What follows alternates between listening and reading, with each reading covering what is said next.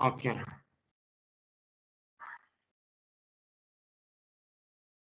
So I hope all of you are able to see my desktop, right? Yeah. Yes. Okay. So this is going to be the informatica information management life cycle. It does not contain all the layers, or some are missing here. I'll try to talk about them. Yeah.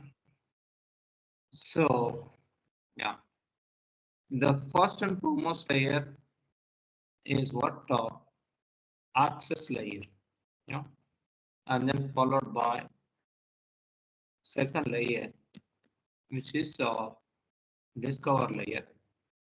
Then we have a cleanse layer, then followed by MDM, then followed by integration.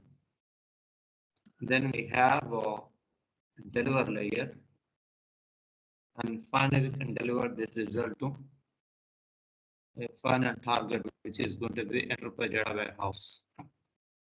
So this is simple way to list out different layers that we could think of within this informatica information management life cycle. Yeah. So let us start with the first and foremost layer.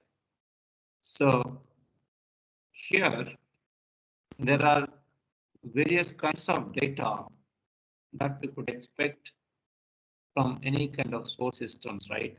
Yeah. So in broader sense, so we have got what we call structured data. So then we have what we call unstructured data.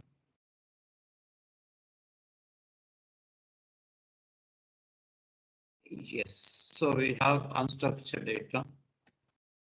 Then we have application-oriented data. So legacy data, machine learning, or artificial intelligence data. No? So these are the 5 various kinds of data that one can expect from one or more source systems. Yeah. So yeah. So let us say the one of the advanced thing, which is machine learning or artificial intelligence data. Yeah. Remember, we have got bunch of what I call AI tools in the market. Yes or no? Or AI language models, like we have ChatGPT or Gemini and so on, right? Bunch of tools that were in the market. Now the question, in case if they generate any data as a result of those tools. Now the question, can we take that as input to this MDM in order to apply any kind of what we call MDM rules? So answer is what? Yes, because here you will get what we call predicted or future exposure data, or we can say predicted data. So based on which we can start applying different kinds of MDM rules and see whether we can come up with the formation of master data or not. Yeah. So that's one of the things. So likewise, you can think of many flavors of data that we can get as a result of AI tools. I've just given one of the prediction part, but you might also get what non-predicted data also. So which means what any kind of data can come as a result of these AI tools. But we as a solution provider, by using MDM, so we should be in a position to pick it up as a result of these AI tools and start applying MDM rules. Yeah? So we'll try to see some examples on that. Yeah, that's one category. So which is not that stable now. Yes, to some extent we can make it to work. Now this is a straightforward thing. So which is what? Structured data. Yeah. So what is structured, guys? So how do you define the data is what? Structured or not? Yeah. So RDBMS how do data. you please? Yes, ma'am. Yes, RDBMS data. on the BMS. Anything else?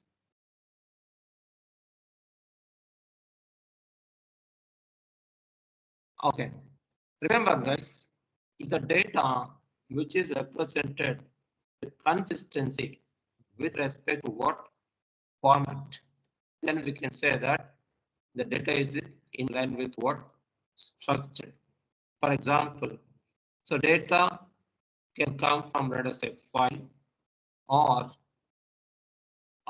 a table which is derived from RDBMS or over DBMs, right?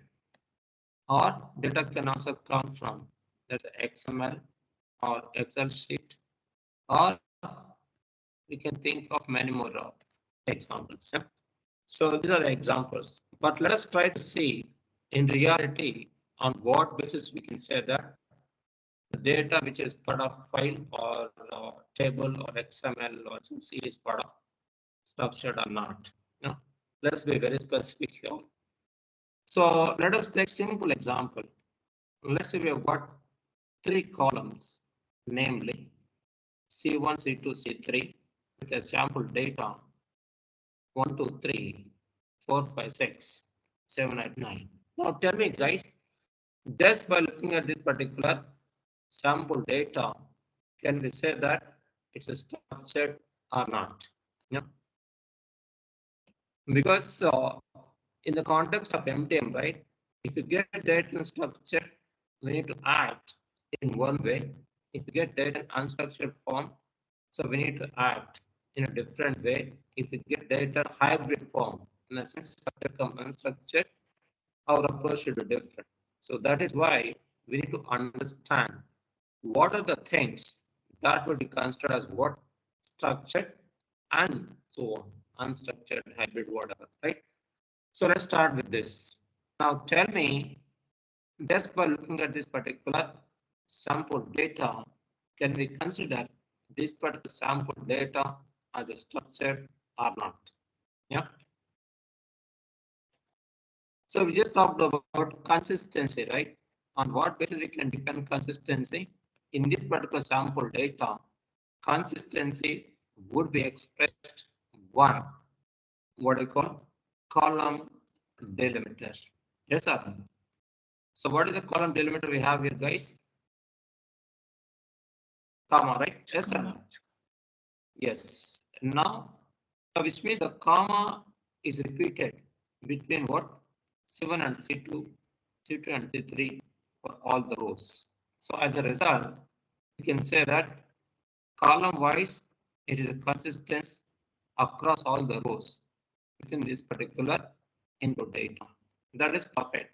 Next, we have got row delimiter. Yeah. Now tell me, what is the row delimiter we have here? It is a new line. Yes or no? You take this and second row, there is a new line, and second and third, there is a new line. Yes or no? So which means what? All the rows follows what? Consistency with respect to what? Row delimitation. Now, there is EOF, which indicates what? End of file marker, which means if this particular file got ended with empty line or not. Yeah. Answer is what? Yes. So as a result, we can say that this file has got EOF marker, which is going to be empty. So which means what?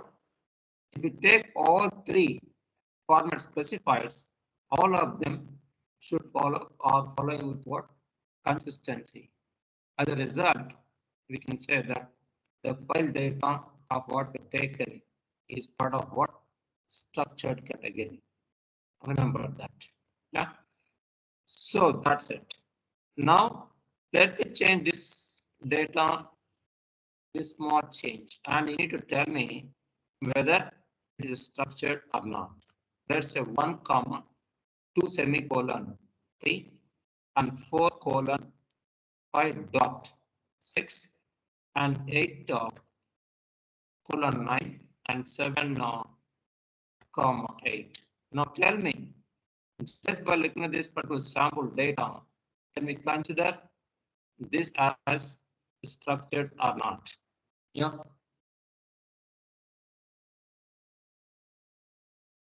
No, this is not structured. Okay. So any other probable or exact answers, guys?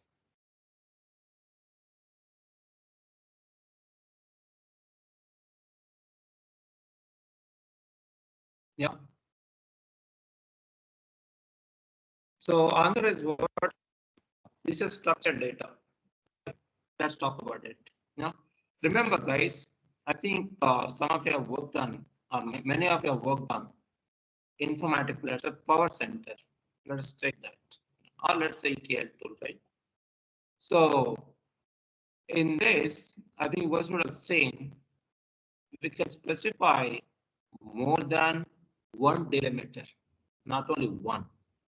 So based on that also, we can say that it's a structure. For example, in this case, let's say, let's follow the same thing, which is for specifiers.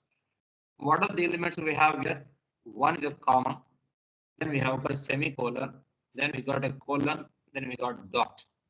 So which means what? Multiple delimiters can also be specified as input to this, what we call any ETL tool, which means what? If any delimiter is encountered with the sample data, we can still consider the input data is part of what? Structure. I think you guys would have seen there is a multi-checkbox control. Yes or no? In Power Center, multi-checkbox, right? We can enable comma, we can enable colon or semicolon. Yeah. So we can enable multiple. That's what we call multiple checkbox control. So once we enable, right? So wherever it encounters appropriate delimiter, right? Either comma or semicolon, right? It would treat as a separator or separator between the columns.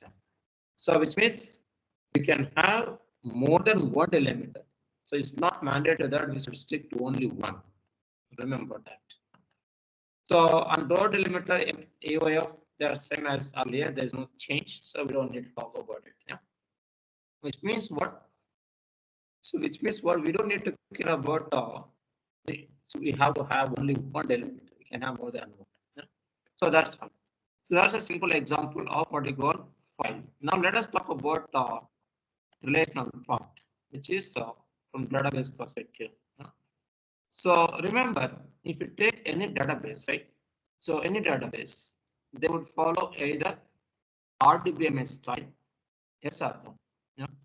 So these are all, I think you guys are very seniors, right? So you need to understand this thing when you try to design or architect some what you call any project, right? So these things are mandatory actually. So yeah, if you take RDBMS, right? Or let's take over DBMS, whatever. Yeah. What are those? There are what specifications or standards. Remember that. Yeah. So specifications or standards or templates or guidelines. These are all synonyms. So which means there is an expert group who are part of RDBMS where they define what we call pre-built specification. Remember that. Now the question, under this RDBMS, there are a bunch of databases that we have in the market. Like if you take Oracle or DB2 or SQL Server or Informix or whatever, there are a bunch of databases that we have in the market. Now the question, if you say Oracle is RDBMS database, meaning what? They should follow the specification defined by this particular expert group. then only we can say that whatever DB objects that we have under this Oracle can be treated as what? Structured data. Remember, because it's a pre-built specification, and these guys have already followed it, which means what? They have just followed the template given by RDBMS, nothing beyond that. Which means template would contain pre-built steps. So, which means what? We just we in the sense Oracle, they have just followed the steps. Now, question within Oracle. So we got multiple DB objects. One of them, let us say table, other could be view or package or synonyms or tree, whatever. So we got multiple database objects. All of them would be part of what? This particular same spec. As a result, we can say that whatever DB object that we take, they're all part of what? Structured category. Remember, that's not because of what you call Oracle database, DB2, we don't care which database we're dealing with. So what we care here is whether those databases are part of RDBMS or not. Yeah. See, they are RDBMS databases, then whatever we deal with under this database, right, like example table, that's also part of structure. For example, let us say we've got two rows, yeah, namely R1 and R2, and corresponding columns C1 and C2, where the sample data, let's say 1, 2, and 3 and 4. Now tell me guys, now we need to obtain the data corresponding to grid 1. Yeah. How do I do that? Within this specification, there is one common form which we call matrix. So where we can specify R1, C1 to obtain the value corresponds to grid 1. Similarly, R1, C2 will get what? Value 2. That's it. So which means what? This is one of the spec which is part of RDBMS. As a result, we can say that whatever data that we have in this table would be part of what? Structured data. But from the user perspective, we say select C1, C2 from table, now select star from table. That's a difference to this very high level. But reality is this, in the sense why we call the data that we have under this table is structured or not, because of what? RDBMS. I've just given an example here. Yeah.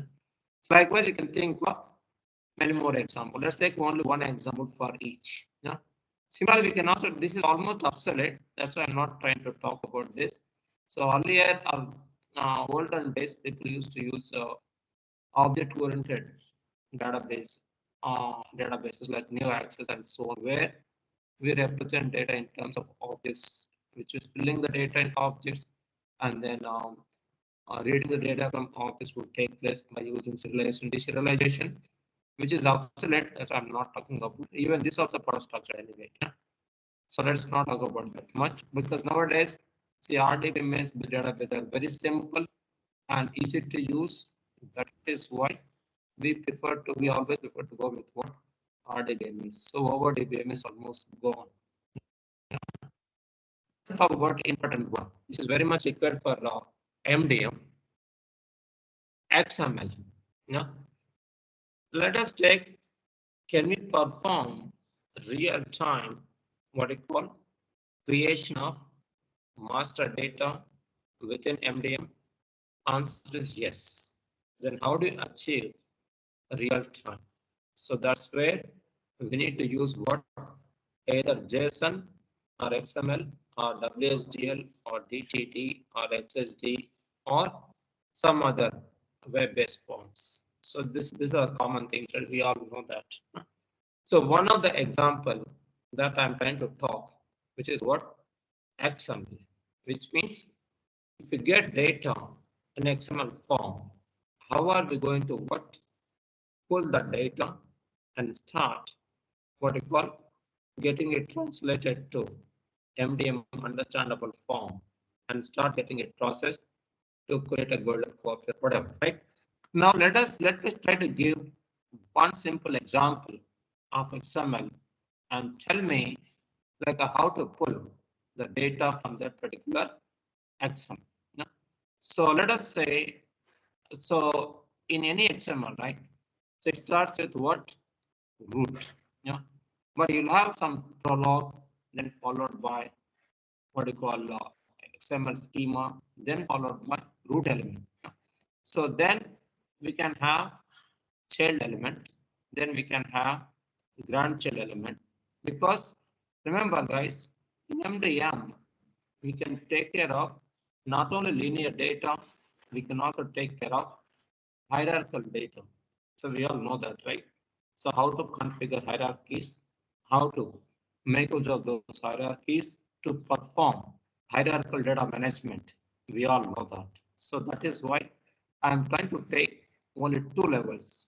Two levels means between root and chain. One level between child and grandchild.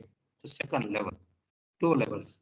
Within this particular grandchild, let's say we have got a key column or key attribute, which is a C1, and corresponding value, which is let's say 1, 2, 3. Yeah. Close. We are just trying to close the tag here. Yeah. So now let's say we have got only one attribute just to understand how this particular XML would look like. Just to understand how the XML data would look like. Fine. Now let us try to close this particular GC, then close what you call child, then close what you call root. Fine. So this is a simple example. Now tell me, guys, first question: how to pull the data corresponding to, let's say, key attribute, which is C1. Yeah. After that, can we say that second question? Can we say that whatever data that we have under this XML can be considered as structured or not? These are the two questions. First question: how to pull the data corresponding to attributes C1? Yeah. Can someone answer this question?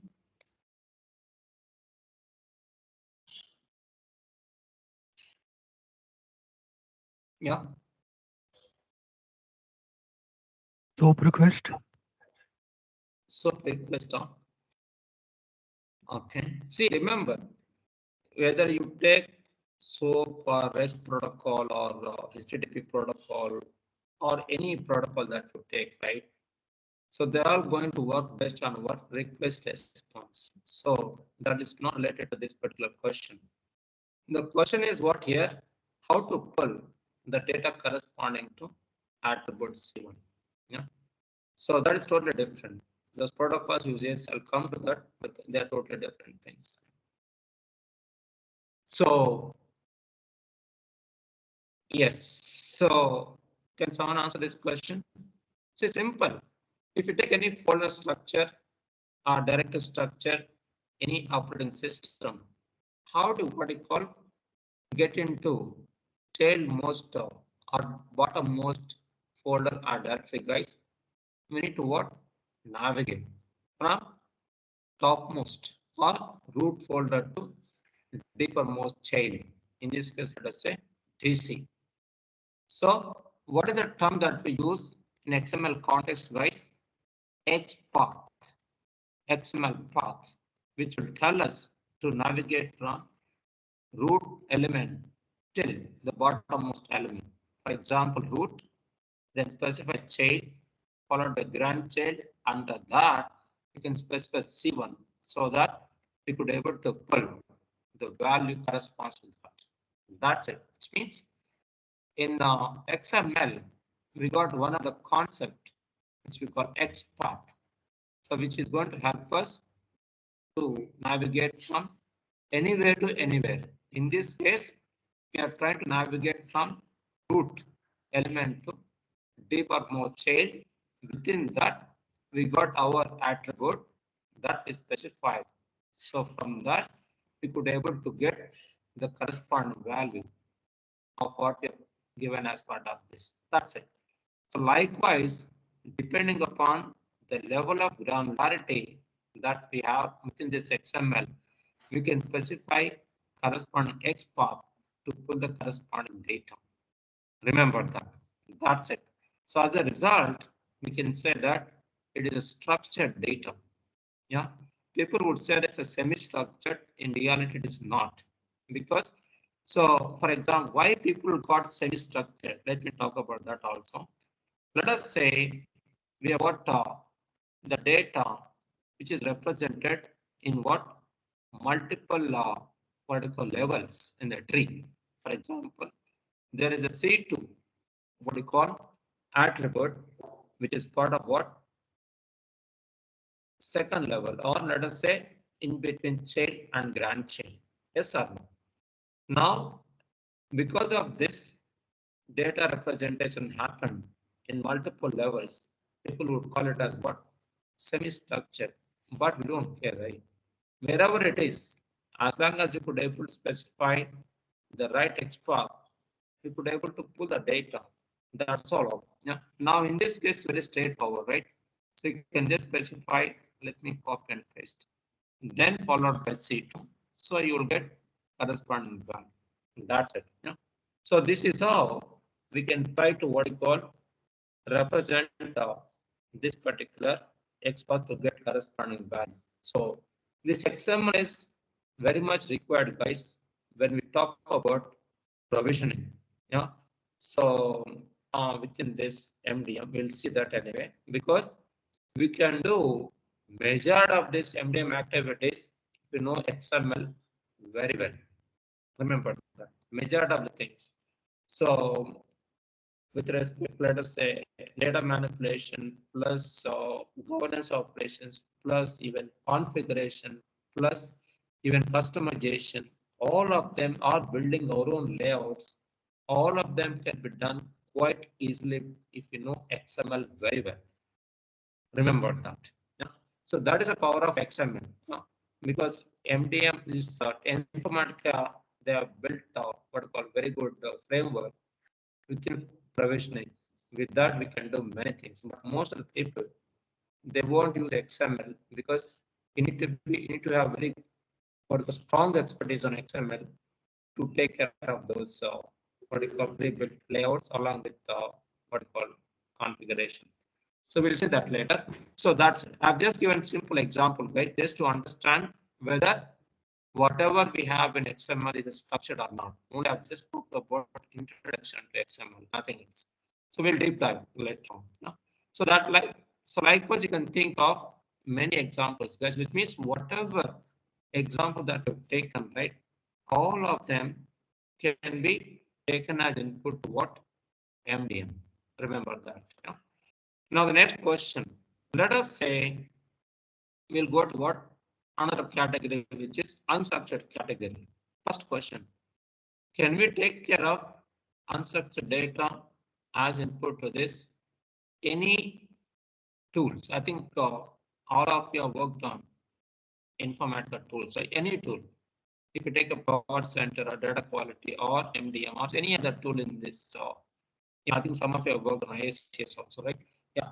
Whatever you take, can we what it call read the data from any unstructured form? Answer is what? Answer is what? Directly no, but indirectly yes. Yeah. So before we talk about whether we could able to read or not, let's talk about what is structure. Unstructured means quite opposite to structure. It's as simple as that. Example. Let's say if you get data from PDF document or Word document, data from mails, data from logs, data from social media site or whatever. These are the examples which would be part of what unstructured category. Remember that. Yeah. So this is some of the examples, right? Now, remember guys. So nowadays we've got a bunch of tools in the market where we can take one or more tools like which are based on AI, artificial intelligence, or even non-AI tools also we have it.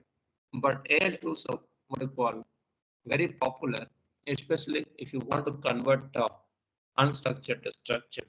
Yeah, I think if you have used ISCS, right? ISCS itself, what you call follows what claim architecture, which is driven from artificial intelligence through which we could able to convert unstructured to structured, but it's not that great.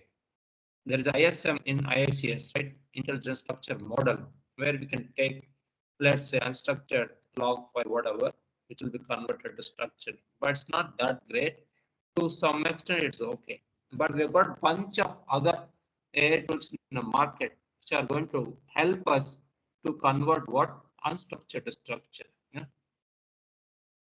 So once you convert this to structure, right, then we can start take that as input to what MDM, because MDM directed cannot take unstructured as input. Yeah, so we need to convert. So to convert, we can take help from some tools. Any tool is fine. So it could be AI tool or non-AI tool, but informatical tools, whatever is available, right? None of the informatical tools supports converting unstructured to structured with 100% accuracy. To some extent, they support. Even ISCSO, they support to some extent. Even informatical B2B, they're also they support to some extent, but not to a larger extent. So we have got latest tools in the market which are going to help us to convert more or less closer to 100% accuracy. Example, AI tools. Fine. Anyway, so which means in case if the customer is not ready to buy any third-party tool to convert unstructured to structure, then how do you take care? Can someone answer this question? See, if customer is ready to buy the tool, is okay, either Informatica based or uninformatica based. But what if the customer is not ready to spend money for third-party tool to convert? In that case, so remember, guys, we have got pre-built APIs. Yeah, so which means we can take the help from those APIs and convert unstructured to structured. Yeah, how do you do that? That's the next question, right? So very simple. So remember, let's take one specific example. Let's say we got a PDF document, yeah? So which can contain what you call a simple text. Yeah? Then you will have paragraph. Yeah? So then you will have what you call embedded objects. Yeah? So embedded objects or embedded references. Yeah? Then we'll have embedded tables, whatever. Which means what? This particular a document is a collection of several types, meaning simple text, character, paragraph, varchar, embedded objects, what you call built-in types, then references, HRs, and tables. We can have many things. So which means a collection of many types. Remember, guys, if you take any open source like Apache APIs or OpenAI APIs, they provide what you call one or more APIs. One to deal with simple text. Second to deal with what paragraph. So we can use one or more APIs. Similarly, embedded objects also we can use more than one API to take care of reading the data from embedded objects. So which means what? So we don't need to put much effort in order to deal with what different tasks. But what we need to know here is, so we need to have knowledge on programming to take care of converting unstructured structure. Because even Informatica, whatever, right, they all are built based on these APIs. Remember, guys, nowadays, even if you take AI market also, most of the customers, they prefer to go with what? Building their own custom AI tool. Yeah, because we got pre-built APIs provided by OpenAI or some other guys. We just need to know how to make use of those APIs to customize based on our own need, rather than buying third-party AI tool or some other tool to get our job done. We don't need to do that. Yeah? So we can just take what APIs and start building based on our choice. That's the best thing, because a cost-effective solution, and that too. So we can do like whatever we want rather than following like whatever was done by somebody else. Yeah. So that's it. So that's what I call one of the unstructured examples. So now let us try to talk about application category in the MDM context. How are we going to read the data from an existing application so that one can start what you call taking that as input to this MDM to create, let's say, golden copy. How do you do that? Let us say in application, right? What is application? It's a program. Let's say process, right? What is a process? It's a program under execution. So what is a program? So it's a set of logical instructions. We all know that, right? Forget about it. So now the question, in this particular application, we can think of defining what one is a predefined application and second is a custom application, right? For example, if you take a predefined, right? So we have got SAP, then we have got PeopleSoft, you know. So then we have got what you call CBell, whatever, any application. You know. Now, question: if you want to pull the data corresponding to SAP or whatever, any application, right? So we have to have connector. Once we have connector, we could able to talk to SAP to read the data from that. Similarly, from other applications, same thing we repeat, right? That is straightforward. Now, a question: can we get anything and everything just by using what predefined applications or packs? Answer is what? No. So that's where we need to go with what? Custom. Yeah. So which means again here also we have to have some programming knowledge to take care of this. Remember, guys. Yeah. So which means any language is fine. Either Python, Java doesn't matter for us. Yeah. So we can build our own application. So very simple, guys. If you take a Java or Python, right? Very core Java concepts or core fundamentals of Python. If you know that, right? We can build our own application based on our own choice. Then take that as input to this MDM. How? We'll see that. This is how we can build. Yeah. Then deploy this what is called custom application in the deployment location of MDM so that we can start performing, pulling the data based on the function or method that we define within this custom application. That's it. It's as simple as that. So that's about custom stuff. This is also one of the important things, guys, because in MDM we got a pre-built applications. Even if you take a provisioning, that's also a pre-built application. Even if you take active voice, that's also a pre-built application. If you take whatever data governance stuff or informatica platform, there are just apps which are deployed as part of deployment location of MDM. We are just making use of it. Similarly, we can also build our own custom application, get it deployed and use based on what our own need. Remember that, because anything and everything cannot be done just by using what pre-built MDM capabilities. So if you're good in core Java, not more than that. Core Java, we don't need advanced. We can do majority of the things because informatic MDM is not that great to take care of anything and everything.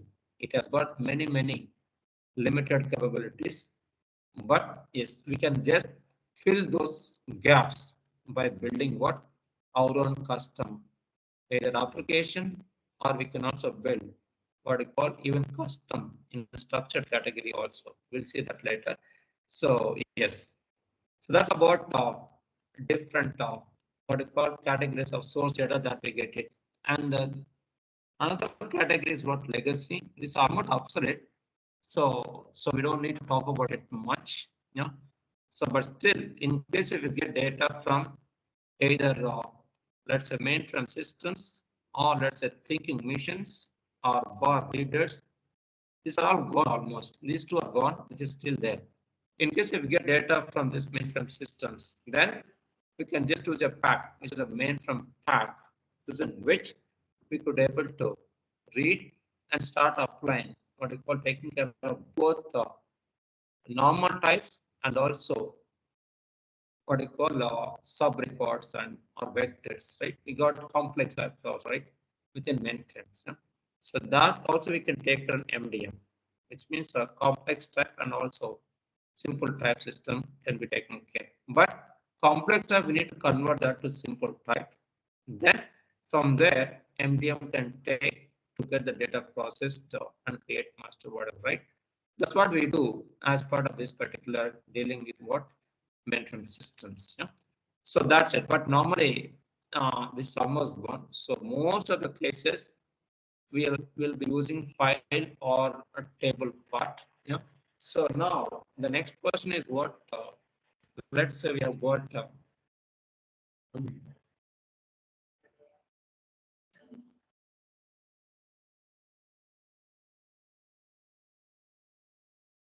Sorry. So most of the cases will be dealing with what either file or what you call databases. Yeah. So the customer is intelligent now that they get data from ML that which are very advanced things, but that also we can take care now. So that is about simple way to understand what you call access layer, right? If you have any questions on this particular layer, please ask questions because we need to understand each and every part clearly so that every topic will have dependency for subsequent topic. Remember that. Yeah? So any questions from anybody, guys, with respect to access layer?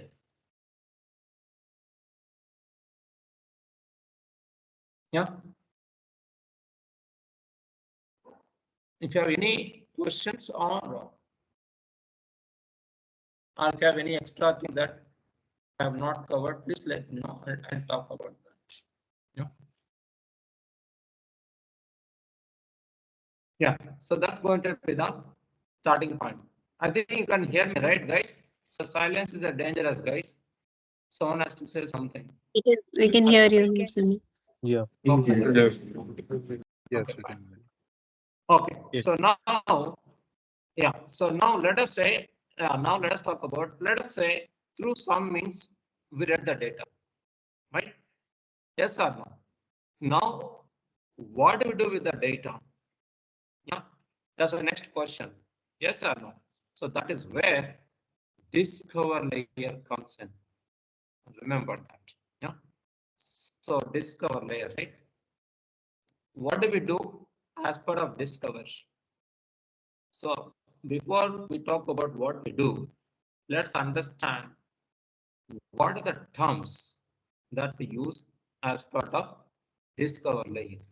First thing, remember guys, so these terms will be used interoperably based on the context. Example, so we can use what analysis, or we can also use what understand, and we can also use what profile, or we can also use what issues, whatever. Yeah. So these are the terms that we can use as part of discover layer. They're all one and the same, but we'll be using them based on the context. That's it. Yeah. So nothing else. That's the first thing with respect to terms that we use as part of discover layer. That's only name wise. Huh? Within this discover, we got multiple sub terms that we'll see. So these things we should be very clear, guys, because this is going to be the major input for MDM. Remember that. Why? Let us talk about it. Yeah. So remember, when you get the data from source systems, how do we know that what kind of data that we got from source systems? Yes or no? So we need to understand, right? What kind of data? So first thing, in broader sense, is it a structured data, unstructured data, app data, machine learning data, or AI data, whatever? That we need to understand first. Second thing, let's say we got a kind, which is what structured, first thing. Now within a structure, anything, if a file table doesn't matter for us. Let us say there is some table data, right? Now within a table, what does it contain? Yeah. So which means do we have one, what we call interrelationship, or let's say no relationship, yes or no, or let us say we've got interrelationship, yes or no, or we can have what you call dependency within itself, or whatever. So we can think of many perspectives, yeah, with respect to what this particular table data. Yeah. So no relationship means what we got a plain data like C1, C2, C3 with the corresponding data. Simple. Intra means, let us say there's an employee type like a manager and team member. So team member reports, let's say manager. There is interrelationship between what we call one type of employee with another type of employee. Though we have got only one table, but there is an inter relationship. Inter means across multiple tables. Example, employee department. So that's a department number from department table, which will become as foreign key to department number from employee table.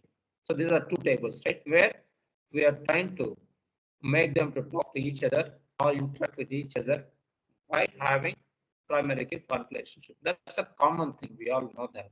Yeah? And another one is what? Dependency. So one column might have functionally dependent on one or more other columns. For instance, zip code would be functionally dependent on city code or state code or province with a city. Yes or no? So that's an example of what we call dependency. So likewise, you can think of someone. Yeah?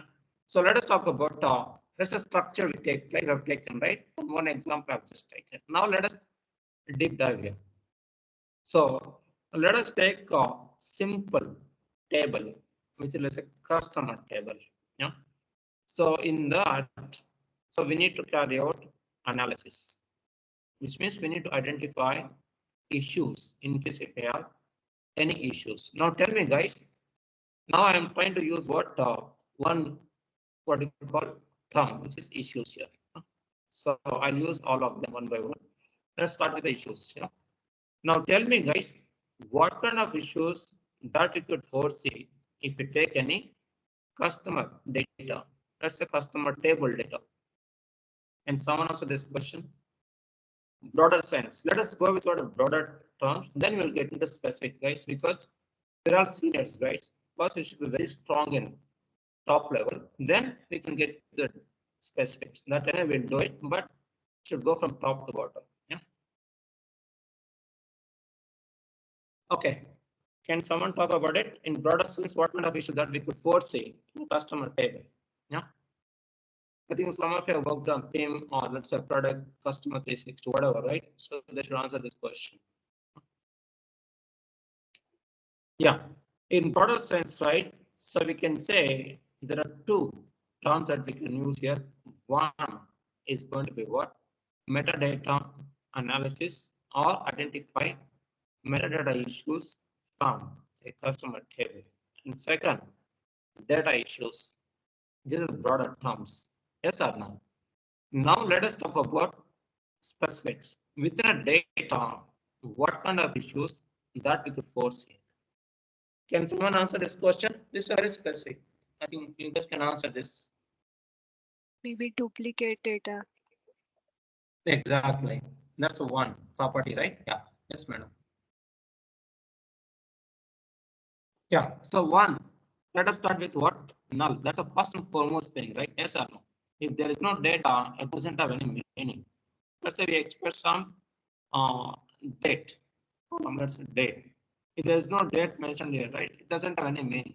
Which means from which date this particular record has come from. That we need to roll, right?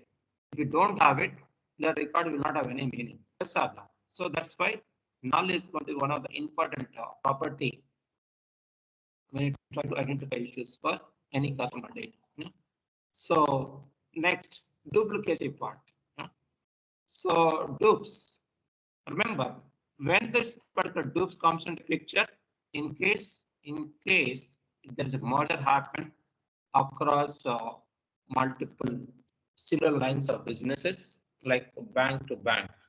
So let's say there are two banks where you are holding an account. Yeah. When one bank bought over by another bank where you are holding an account, in that case, there is a chance to get into duplication because you are holding an account in two banks.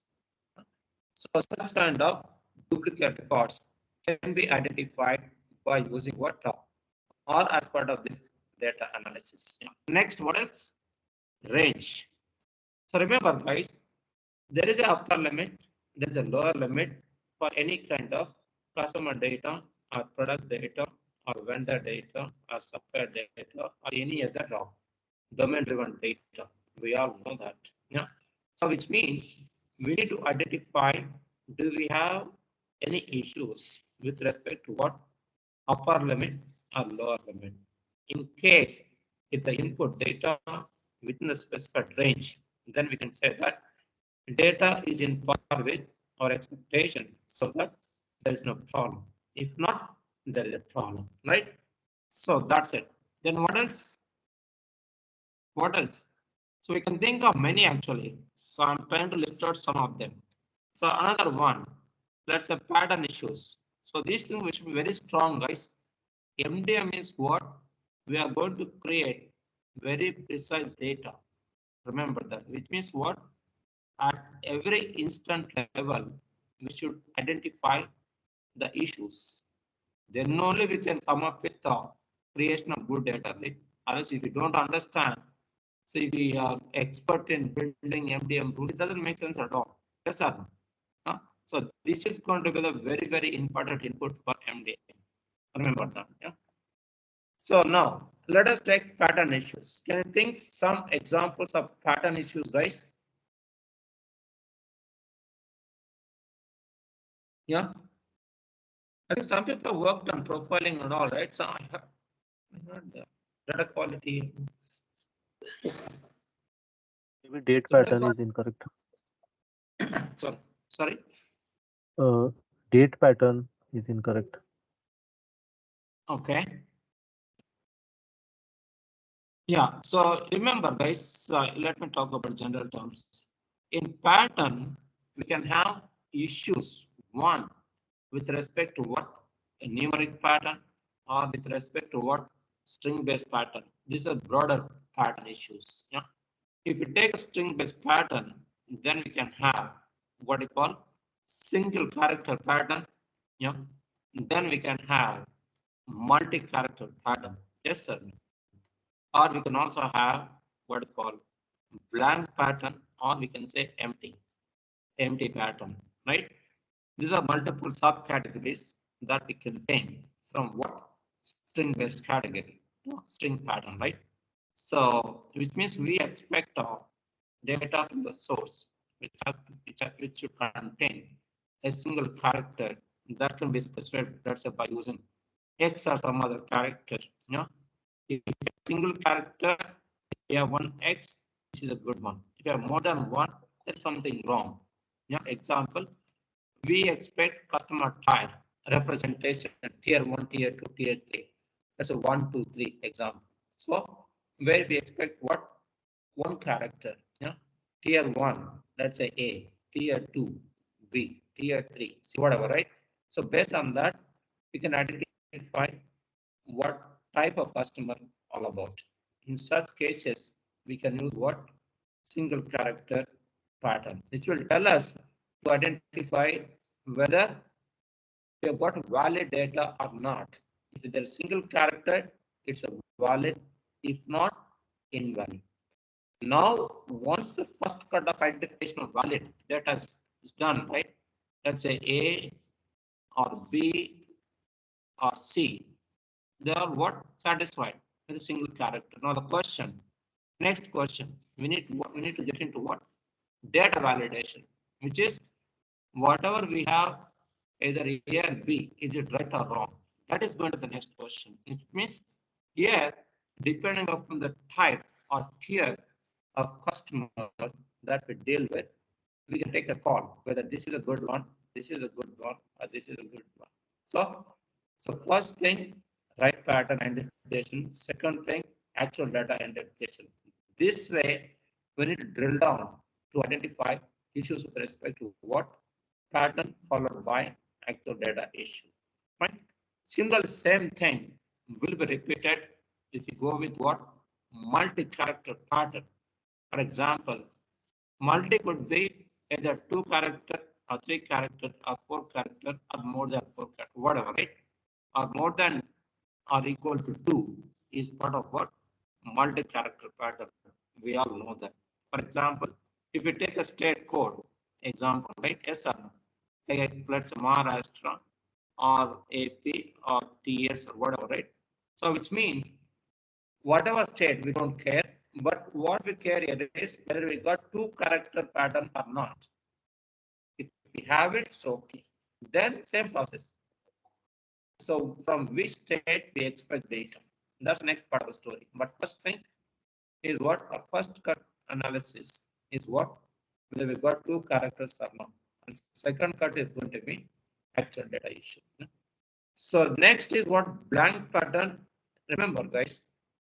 So blank means, so let's say we don't have any data here. Simply what you call, it can have what you call space. Yeah. So if you have one space, we represent it by using single blank. The 2 spaces, then we represent by using two these whatever multiple blanks. Yeah. Remember, every space will have a meaning, which means what even if we have 2 blank spaces, we can still consider that as what valid data. Because first cut, what we do we have 2 characters or not? Those 2 characters could be either 2 blanks or 2 non-blank characters. Remember, guys. So that's what. So we need to first identify what is the first cut analysis. So then empty means there is something wrong. Yeah.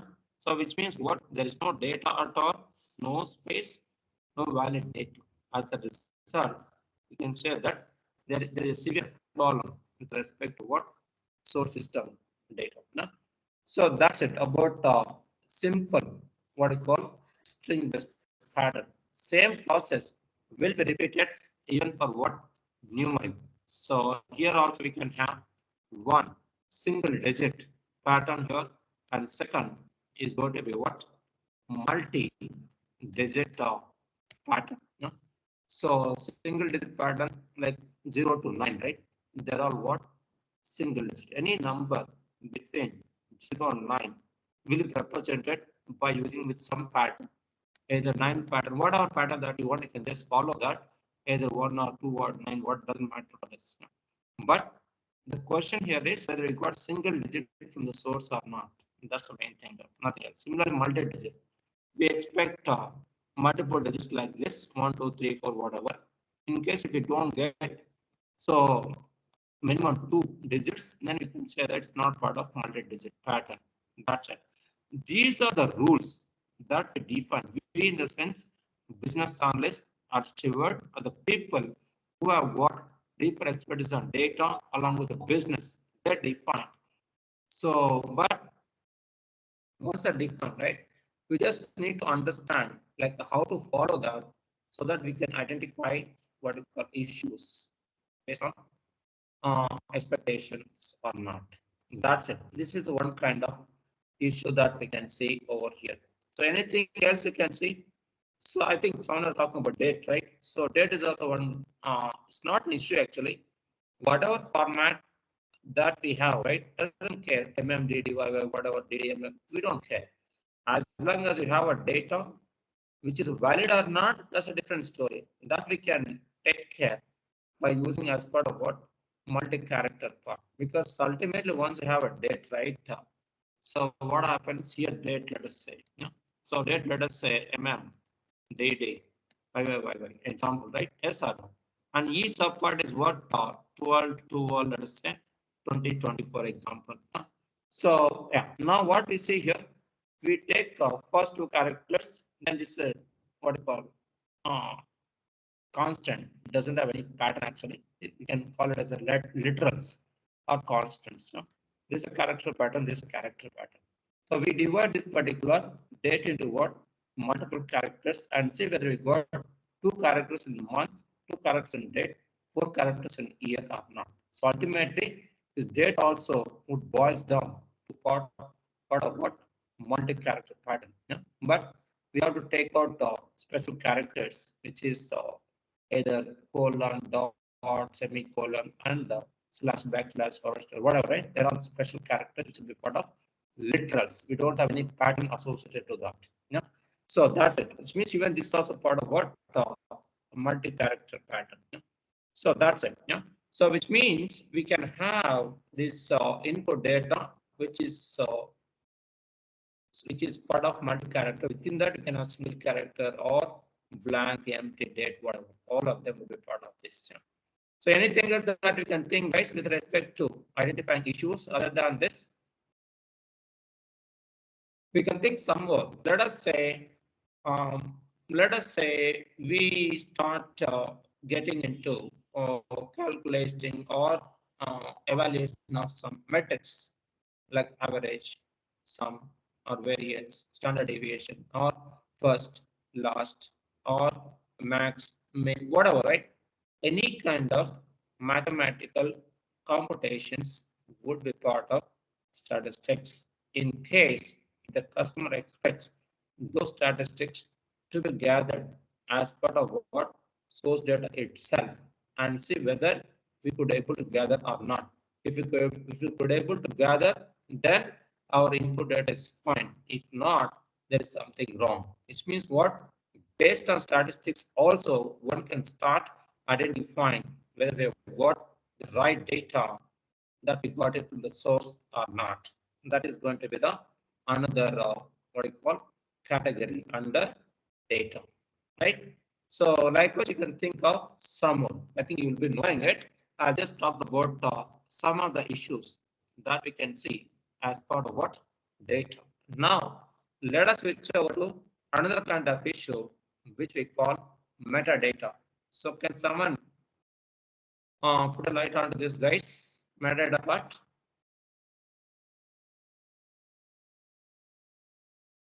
One example or 2 examples, any number of examples is fine, or even definition also fine. Metadata is basically data about data. Okay, that's a definition. That's okay. With respect to what the either context is what issues. Now, in that particular context, which is issues context, right? So, how do you think metadata to identify issues?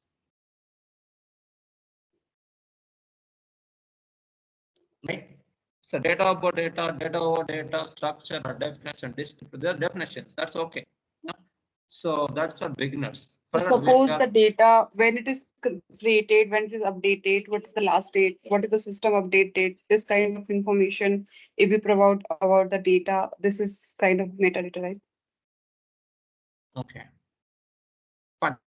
Anything else? Yes, Sika. Yeah, you are close to the answer. Fine. Anything else?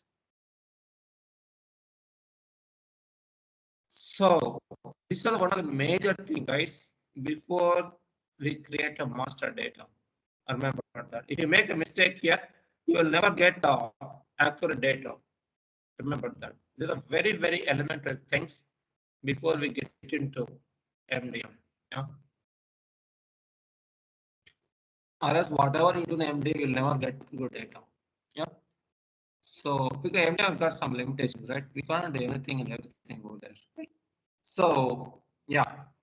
Yes, definition wise, I think what you said is right. Now let us talk about, remember guys, what does this meta contains? Let me ask basic question. What does it contains? Yeah. So what does metadata contains? Or you can say properties associated to metadata. Let me talk about very specific question. Properties. Ping करो Sorry. Yes, please.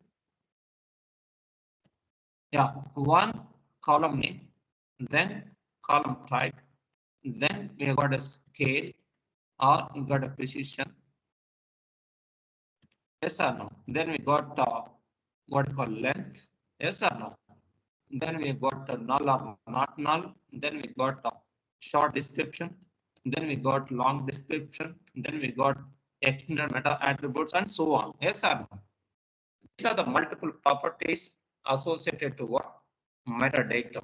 Yes or no, guys? Now, let us talk about what I call source data. Source example. So, for example, let's say within this metadata, we can have two subcategories or two subtypes. What are those? One is going to be what? Documented data type. I'm using terms related to informatica only, guys. I'm not using other product terms because we need to stick to informatica terms only. I'm using only those terms. Remember that. Yeah. If you go and search in any informatica documentation, you will see only these terms only. Yeah. Other terms I'm not talking about because that's not related to our context. Yeah. Then we have what? Inferred data type, or we can also say that actual data type. Remember that. Two types, two subtypes. One is what? Documented. Second is what? Inferred actual, or we can also say that this one source data type. Yeah. Yes or no? Now tell me, let us take example. Let's say state code example, right? State code. Data, let us say AP, TS, MH. In some other, let's say we got Andhra. Then let us say Telangana. Now tell me, guys. So then we have, let's say, whatever, TNK, whatever. Now tell me, guys, here, what is the documented type? I'm trying to give example. Theory we are trying to talk. Now we need to correlate that with the reality, right? Let us do that. Yeah. Now tell me here.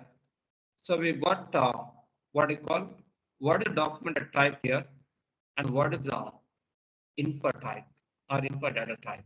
Yeah. Can someone answer this question? Yeah. So documented type, which is what? Source. Source data, guys. So if you take informatics, right, when you try to import a flat file definition or in ISCS or Power Center or even MDM also, right? If you try to import, right, yes or no? Yeah. Column definitions, then you get type and corresponding length, scale, precision, not all that. We all know that, right? So this is what they call source data type or documented data type. Now tell me reality. In this case, what will be the source type and other properties? Yeah, guys. So based on that only, in MDM, we define what the structure.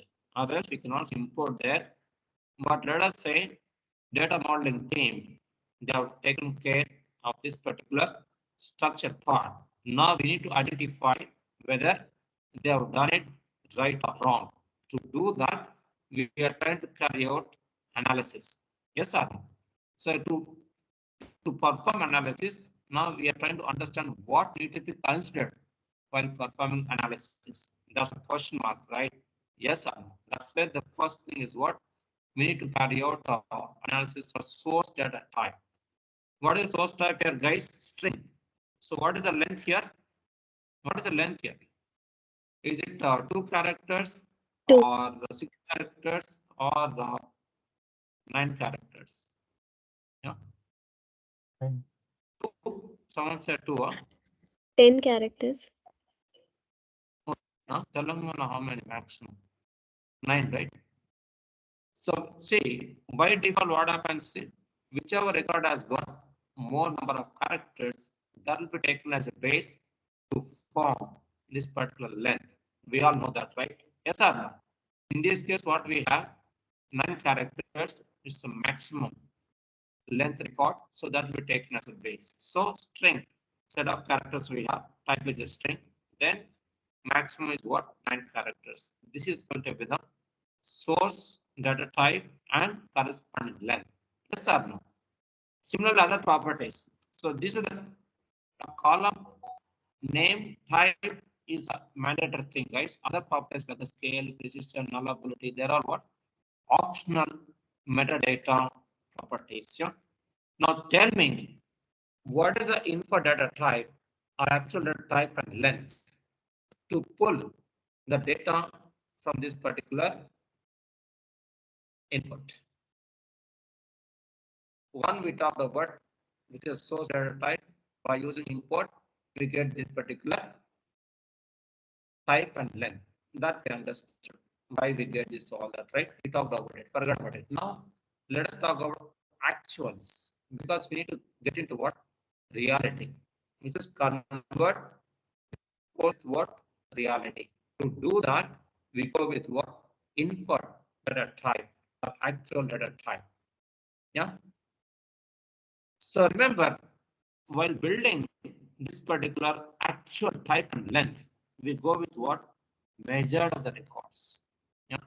Which means measured of the records would require what is the type and length that is required.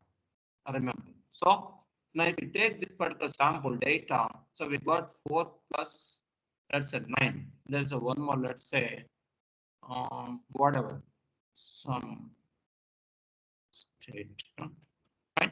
So let's say that 10 rows. Out of 10 rows, 7 rows follows what? 7 rows, 8 rows follows what? 2 characters in length, which means 80% of data, which is a majority, right? Yes or no? Which means, so we need to consider measured of the data. Yeah. So based on that, we can specify one is a type, it's a string with what? 2 characters. I remember. So this is going to be the inferred, which means a derived or actual type and length that is required to pull measured of the records. Now I can ask question, what will happen to these 2 records? That's where we consider those records as what? Anonymous records, or the records which has got some issues. So we need to start converting these 2 rows into what? 2 characters. How? I think you guys can answer this question. How do you fix this thing, guys? How do you convert what I call 2 anonymous records to what? Valid records. Yes or no? Yeah. So that's going to be the question mark over here. So that we'll see in the next slide. So this part is clear, right? Yes or no? How one can start identifying metadata issues. I just talked about only based on what type only. Type, which is a type and length. So we can also consider even other properties also to drill down that you guys can explore just to have basic what you call exploration on this particular metadata. I've just even document type and info type guys, so we can explore. I think IDQ guys they'll be knowing much better. So than what I've said it now. I've just started with this, but Meta has got too many things. I think if you know this EDC, which is Infra Data Catalog, they also should be knowing very well about this. Yeah, this how we can treat metadata in many forms. Remember that I've just talked about only one form. No? So when we talk about EDC, that trend will drill down 1 or 2 days only for metadata. Fine. So that's about what you call issues. As meta issues, one example I gave. Data, I think I gave a couple of examples. Yeah? So that is about particular discover part. Now let me talk about one table issues we discussed. Now let us talk about more than one. Yeah, because in MDM, data can also come from what? Related data. Related means we can have n number of tables or n number of objects with the corresponding relationship. In that case, can we identify issues across n number of objects or n number of tables or not? Answer is what? Yes. Yes or no? Yes or no? So far we just did with what? Only one table or one object. Within that, meta issues and data issues we discussed. That's all we did, nothing else. Yes or no? Now, so we need to talk about what? Across a number of tables or objects. That's what we're going to see. No? Yeah, can someone talk about what you call examples which will be part of across n? Yeah, n number of, let's take tables. Table is not a right term, object is the right term, because object could be anything, it could be a table or file or application or AI, whatever, right? So object is the right term actually. Yeah. And that's not specific to one type. Yeah. N objects. Yeah. Or one could be a file, other could be one could be application, other could be table. It could be any combination. So we can have any permutation combination, guys. That's why I'm using what? Object is the right word here. Yeah. Now tell me, guys. So as part of carrying out analysis, can you see any issues with respect to what? Across n number of objects. I think I talked about one example, right? What was that? Like I was going to talk about department and employee table. Let us say there is a department number here. Yeah? So and then here also there will be department number. So there will be n number of employees belonging to each department. Yes or no? Yeah. So here we'll have this table maintains only department numbers and department name. Let's a lookup table example. This is a lookup table. This is a data table. Let's take that. Yes or no? Yeah. Now, so we need to start identifying issues between these two tables. That's going to be the question mark. Yes or no? To answer that, I think we talked about we can build a relationship between these two tables or these two objects based on what? Primary key and foreign key. Yeah. Which means if let us say the records exist within this employee table associated to the corresponding department number in a department table, then data is valid. But if the data exists in employee table without having any department number associated in department table, which means that it's going to be orphan, which means we can identify whether we have orphan data or zombie data based on what? Across two tables or two objects over here, which means what? As a result of this particular analysis, one, we can identify what you call orphan data. Second, we can also identify zombie data. Now, in case if you identify orphan data, how we can take that particular data as input this MDM, start creation of a master. Similarly, we have zombie data, then how do you take that kind of data as input as MDM to create a master? These are two question marks. Yes or no? Yeah. So these kinds of what I call issues could be identified as part of this particular discover line itself and start getting it fixed before we get into this MDM. Or as MDM also we can take care, but it is not wise to get it resolved as part of MDM. Instead, if we try to take care of it at early phase of this particular life cycle, like what we are trying to talk is information management life cycle, right? So early is always better. So which means we try to fix it as part of this itself. Then it makes more meaningful if you get into the downstream layers of this particular life cycle. Remember that. Clear, guys? So we can identify the orphans of zombies. Now we can also consider, let's say, within this particular cross table analysis. So what we are trying to do here, cross table analysis. This is generic term. Now specific term, cross could be a join, or it could be foreign key, or it could be functional dependency, or it could be across. Meaning what? Let us say if we take this particular join key analysis, then what do we do here? Join means what? More than one. sources should come in, right? More than one object. Yeah? Then only we can start making use of this particular join to combine the data from what more than one object. Yeah, and this particular combination could take place one based on what key columns and second based on what non-key columns. I repeat, we can start what we call performing this particular joining the data from what we call multiple objects, one based on what key columns and second based on what non-key columns. Remember that, right? So which means we can use this particular join for both, which is key based what you call joining and also what non-key based joining data. You know?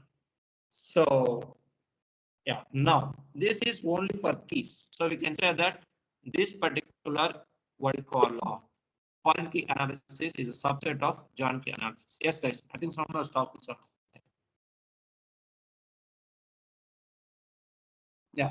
So Shivendra, you want to say something? No, sorry. Okay. No. Fine. So if you have any questions, guys, I request you all to ask questions, guys, in between. Anytime you can ask questions, guys. Yeah. So let's try to make it more interactive because we got to sleep morning, right? Yeah. So let's not sleep. Yeah. So fine, right? See, concepts should be strong, guys. MDM is very simple, guys.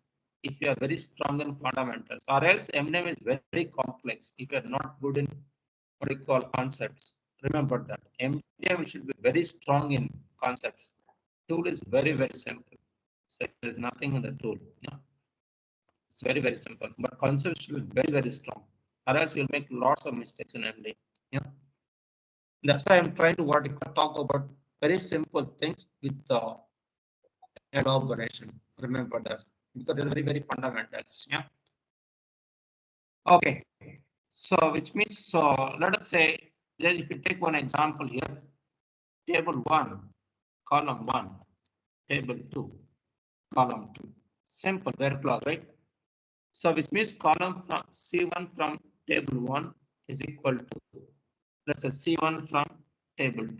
If it matches, then no violation. If it doesn't, then we have got violated records. So which means we can identify how many violations that we have because we expect common data.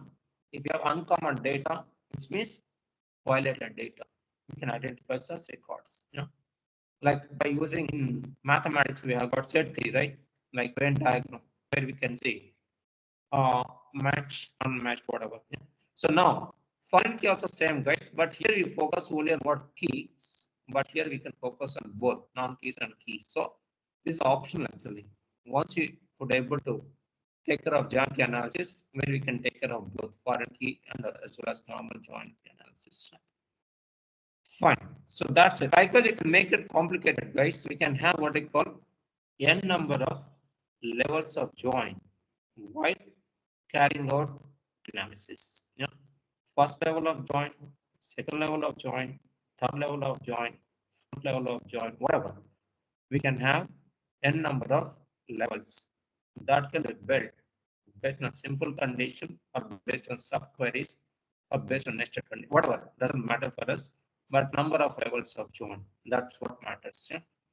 So now the next is what functional dependency analysis. Can someone talk about this, guys? This is also very important concept for MDM.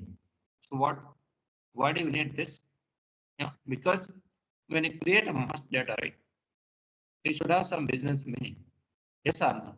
Or it should have functional meaning. Yeah. So that meaning we could able to establish before we get into MDM, where as part of carrying out analysis itself, we can form and look at whether we got functionally related data or not. Remember that. Example. So as part of this particular is a functional dependency. Let us take a chip code. If you take any country, right, how this particular zip code formation would take place, guys. For example, let us say we got 60036, 6-digit zip code. Yeah, and how this formation would take place here. This would take place based on what? One, state code, and second, what you call city code. So, which means just by looking at this particular, what you call code, we can say that this data has come from Tamil Nadu and city will be, let's say, Chennai. Yeah. Now, same thing.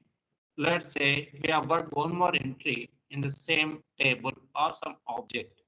Now, in that, let's say they specified what you call Tamil Nadu is fine, but state, let us say something else, which is Madurai or whatever. Yes, sir. Now tell me. Now the code is same. Here also we got 60036, and second entry also we got 60036. Now tell me, guys, just by looking at this particular sample data, is it right or wrong? Wrong. Yeah. Do we have any violations over here? Answer is what? Yes. Yeah. Because if, yeah. Now first question, how do you identify violations? So we got functional dependency analysis, what you call as part of the tool we can take care, or we can also look at manually and start identifying. Manual is not recommended because tool will have more accuracy than manual, right? So we go with what? Tool. Tools will know like how to identify. So they identify these two records are what? Violations. So we identified violated records. Yeah. Now tell me, fixing part we discuss, but just to have one line answer to this question, how do you fix it, guys? Can someone answer this question? How to fix these violated records? Yeah. Options: one, with reference table; second, with a manual approach; third, take them from business analyst; and fourth, take them from subject matter expert; and fifth, none of them; or sixth, all of them.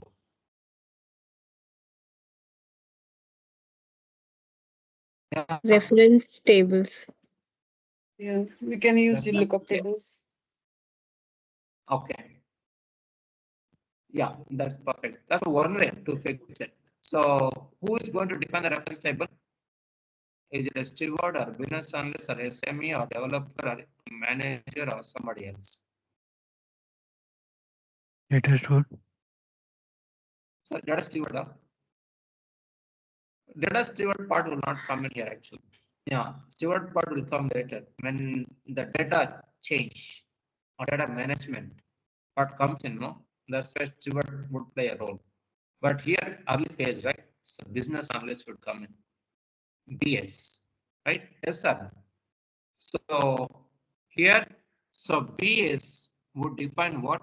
I think someone said reference table, right? Ref table. Yeah. So then developers should refer this, yeah, and fix the corresponding, which is right or wrong. Yeah. So we'll see that. This is just one line answer, but we'll talk about it as part of next layer. Yeah.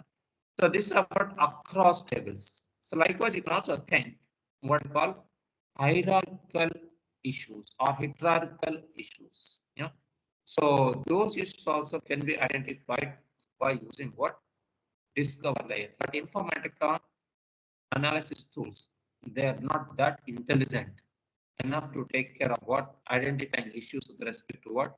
Hierarchical data issues or hierarchical data issues or hybrid data issues. They're not that great. Yeah. So we have other tools in the market, but now we don't need even other tools also. We got AI tools, which are going to tell us like what kind of issue that we have with respect to what? Hierarchy or hierarchical or hybrid. So those things also we can identify and fix if possible before we get into MDM. Or else Within MDM also, we can take care of fixing those. Clear, right? I hope now we got some highlights about the issues that one can identify as part of what discover layer or analysis layer. You know? So we use a profiling term. I didn't talk about profile term, right? Like a column profiling. Why we use the term profiling? Each column we are going to identify like what kind of issues we have. That's where we use a profile, profiling the data. So understand one more term we talked about, right? Remember, once you get the data from source, right? First, we need to understand what kind of data we got it. So that's where we use the term understand. That's all. You know? Those are different terms. But anyway, as a result of this particular discover layer, you will have what, or we can identify issues. Yeah. So issues could be violated issues or non-violated issues, whatever. We have some issues. Yes or no? Now, once you identify issues, right? What is the next thing we all need to do here, guys? What is the subsequent operation that we need to follow once you identify issues? Yeah. Yeah. So we'll answer this Define question. the rules.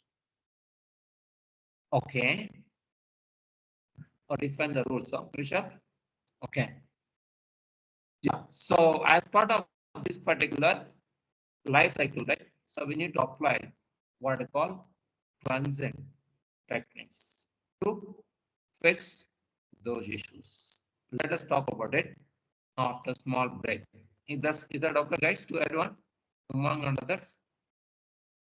Yes, Yes. Narasimha, let's take break. But in the meantime, if you can try to, you know, work on your voice, I Network, right? think, yeah, it's either a network issue or your headphone issue. I don't know. I don't know actually. I've tried both. Let me try to talk to these guys next. Yeah. No worries, no worries. It's audible otherwise, but if you can try to, fix it. Yeah. Sure. All right, let's take a break. So after 10 minutes or 5 minutes? Yes. 10 minutes. Yeah, fine. Thank you. All right, okay.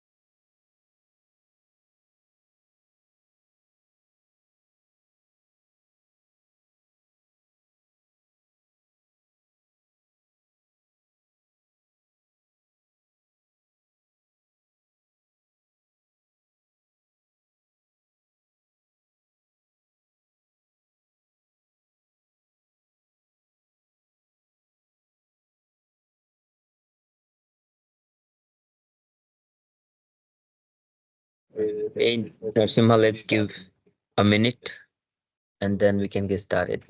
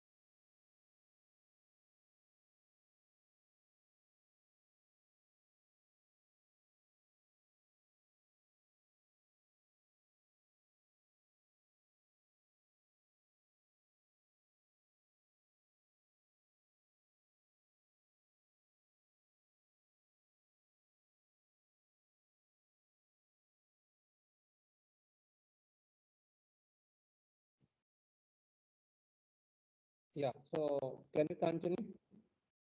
Guys, I think Yes. all of from the, yeah. Right. Okay, so let me share my desk.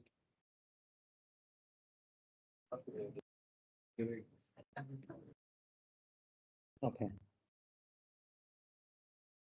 So we just talked about discover part. Now let us start getting into plans.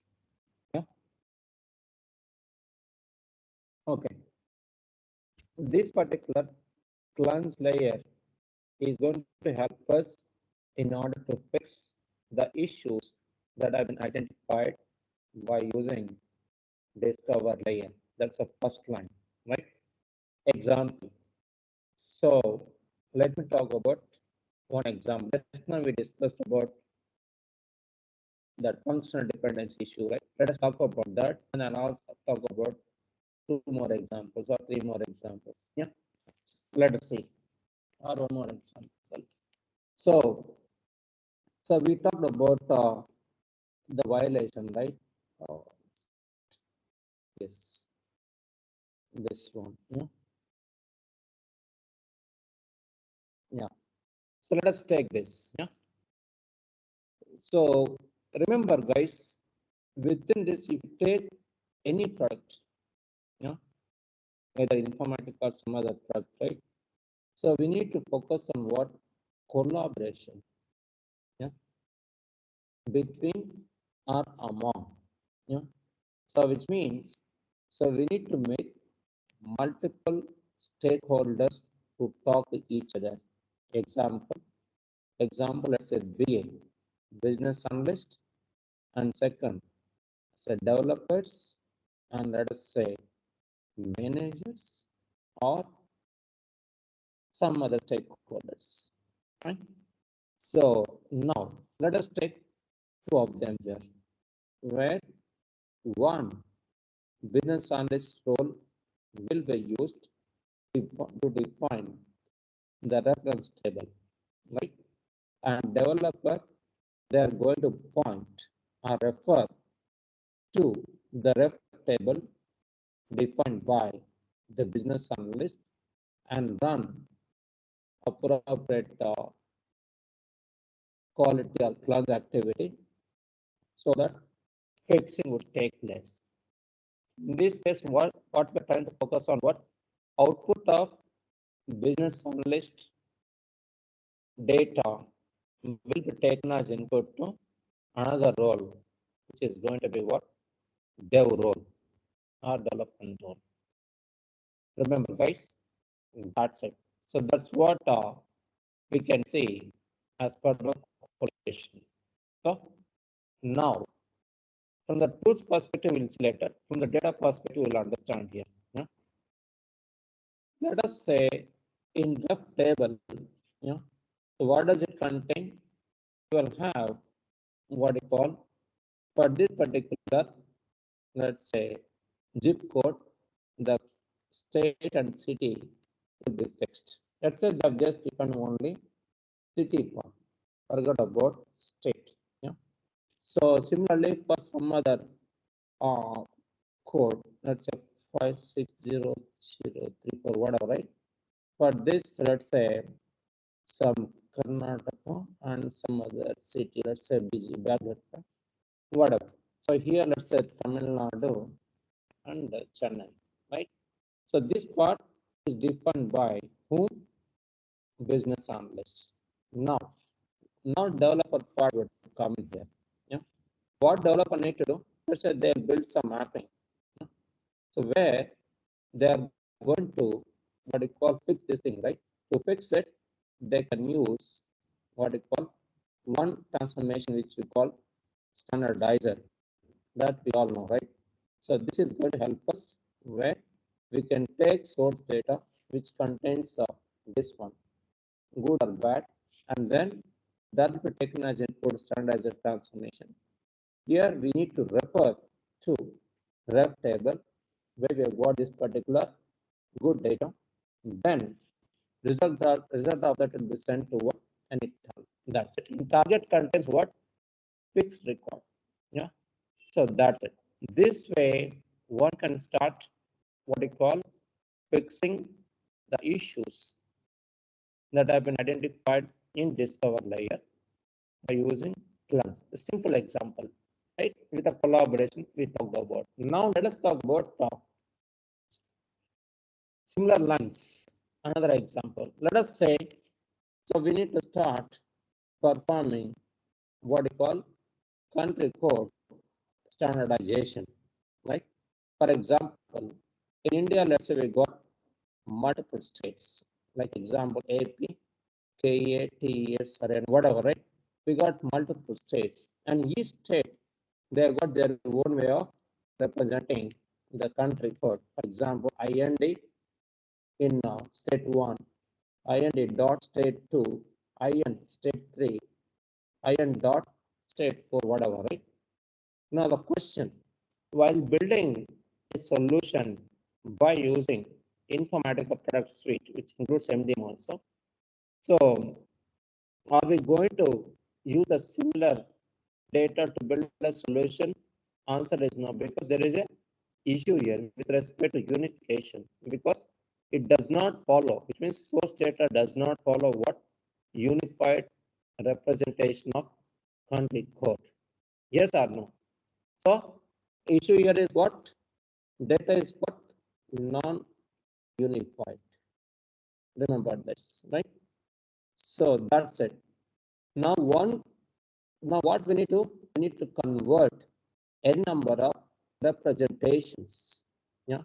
So n number of representations to single or unique representation, which we call data standardization. Yes or no? We all know that. Which means what? We got 4 representations. N is equal to what? 4 here. So we need to convert that to what? 1. That's what we need to do here. Yes or no? Yeah. So which means we need to convert wherever there is a APK, TS, right? All of them should be converted to what we call TS, HA, whatever, right? To one single representation, which is going to be, let's say, ND. This value, you'll get it from whom? Again, business analyst. That's it, which means Here also, we are going to refer with a reference table, which will contain the unified country code form, which is India. So all multiple representations, right? They'll be replaced with what? India. Again, this also will be accomplished by using what? Standardizer transformation. That's it. This is a country code standardized system. Likewise, you can think of many more examples like telephone number standardization, address standardization, whatever you can think. Yeah. So that's enough. So that's the second example with respect to what, like how to fix issues. And third, we have also talked about duplicate issues. Yes or no? So duplicates also we can see actually here discover layer, it is not that intelligent to identify probable duplicate records by default at column level. Now, if you want to make it more fuzzy level identification of duplicate records, then we can start building mathematical formula. So that can be done and build a maplet with a formula, then identify duplicates for that particular virtual column, which we call rule-based profiling. Rule will contain what? A result of the formula, and formula will contain what? To identify probable matching records, or we can say fuzzy matching records. Yeah? So those records will be, let's say, duplicate records. Example, fuzzy records. By default, it will identify exact duplicate records only. But you can define a rule-based profiling. As a result of that, we can also identify probable matching records, which will be duplicate records. So that also we can get it fixed by using what? Consolidation. In cleanse. Yeah. With manual consolidation or auto consolidation, we can get it fixed by using what? Cleanse to some extent. Yeah. Because cleanse has got limited capabilities to take care of match and merge. Yeah. So, but we can fix it to some extent. That's another issue with respect to what? Duplicacy. Now, third issue. So we have also talked about range, yeah, which means if the input data does not fall under within the specified range. For example, we expect what I call the age range, or we expect data within the range of 20 and 70, which is age of any person. In case if we have any data either below or above 70, would be treated as what? Anonymous records. So which means this also we can define as part of reference table and then compare the source data against with this particular range. In case if any input does not fall under this, then consider those as anonymous records. Once you identify, you can also fix in case if you have any out, in the sense lower value above 70, which is the upper value, right? Then what is the corresponding replaced value? So that you will get it from business analyst, so that we can now fix those records which is out of bounds records, right? By using a proper replaced value from the business analyst. That way, we can also take care of fixing range issues. Yeah. Similarly, metadata issues also we can get it fixed, and pattern issues also we can get it fixed. Yeah. So which means most of the cases, in order to fix issues, right, in the context of these two layers, the discover and cleanse, we take the help from whom? Business analyst. Remember that. Yeah. So that's it, guys, about some of the issues I talked about it. But anyway, whoever is good in this explore plunge or data quality, right, they should be knowing very well, because there are many more fixing strategies over here in plunge. I'm not getting into the details because it's not our scope. Yeah, we'll try to stress towards MDM. Yeah? So that's it. Now the question, can we perform what we call exhaustive capabilities of one, to identify matching records by using the plunge, and second, to convert those matching records to a single record, which we call a quality record or good record. Can you do with plunge? Answer is what? No. Yeah. So that's where we need to start introducing another layer, which is also part of fixing layer only. The MDM is also part of fixing, nothing else. So we use what? MDM. Yeah. So that's what we need to get in. Yeah. So in MDM, so the most widely used form of tool to create a good data is what? MDM. Why we talk about it? Because one simple reason is what? One, it can take care of, it has got many exhaustive capabilities to identify matches and to convert n number of matches to a single copy, or we can say good copy. Yeah, that's one thing. The second, it can also take care of what they call multiple domains. Yeah? So domains means not industries here. Domains means like a customer, product, vendor, physician master, and so on. Right? So we can have hybrid in the sense we can have mixed domain or we can have a single. We can take care of both. Remember. Yeah? Now, apart from that, we can also get to see the major capabilities with MDM is what? Integration with what? External applications. So that also we have it, or we can do it quite easily by using this MDM. Plus, there is a BPM, which is called what? Business process management. In case of a plans, we do not have tight integration with process management, but we have it with what we call MDM. But MDM is not that great. But yes, to some extent, it is good. Yeah. But with AI, we got much more capabilities. If I get time, I'll talk about it. Else I'll not talk about that. But we'll stress towards MDM only. But yes, whatever is available here, we'll try to talk about it. If I get, I'll try to spend 20-30 minutes to talk about extra things from others. Yeah? Fine. So that's it. Yeah? So likewise, you can think of some more capabilities that we can get it from MDM. Now, in the context of fixing, right? So here, first thing, to identify, we got what we call one exact matching strategy, which is straightforward. You can just ignore that. And second is what? Fuzzy matching strategy. Yeah? So, which means what? We can identify probable matches and store in a virtual column and identify the duplicates. Yeah? So, which means we can build a formula here that will be taken as input to discover and use that as input to profile it so that we can identify the issues. This way, we can integrate MDM and discover layer.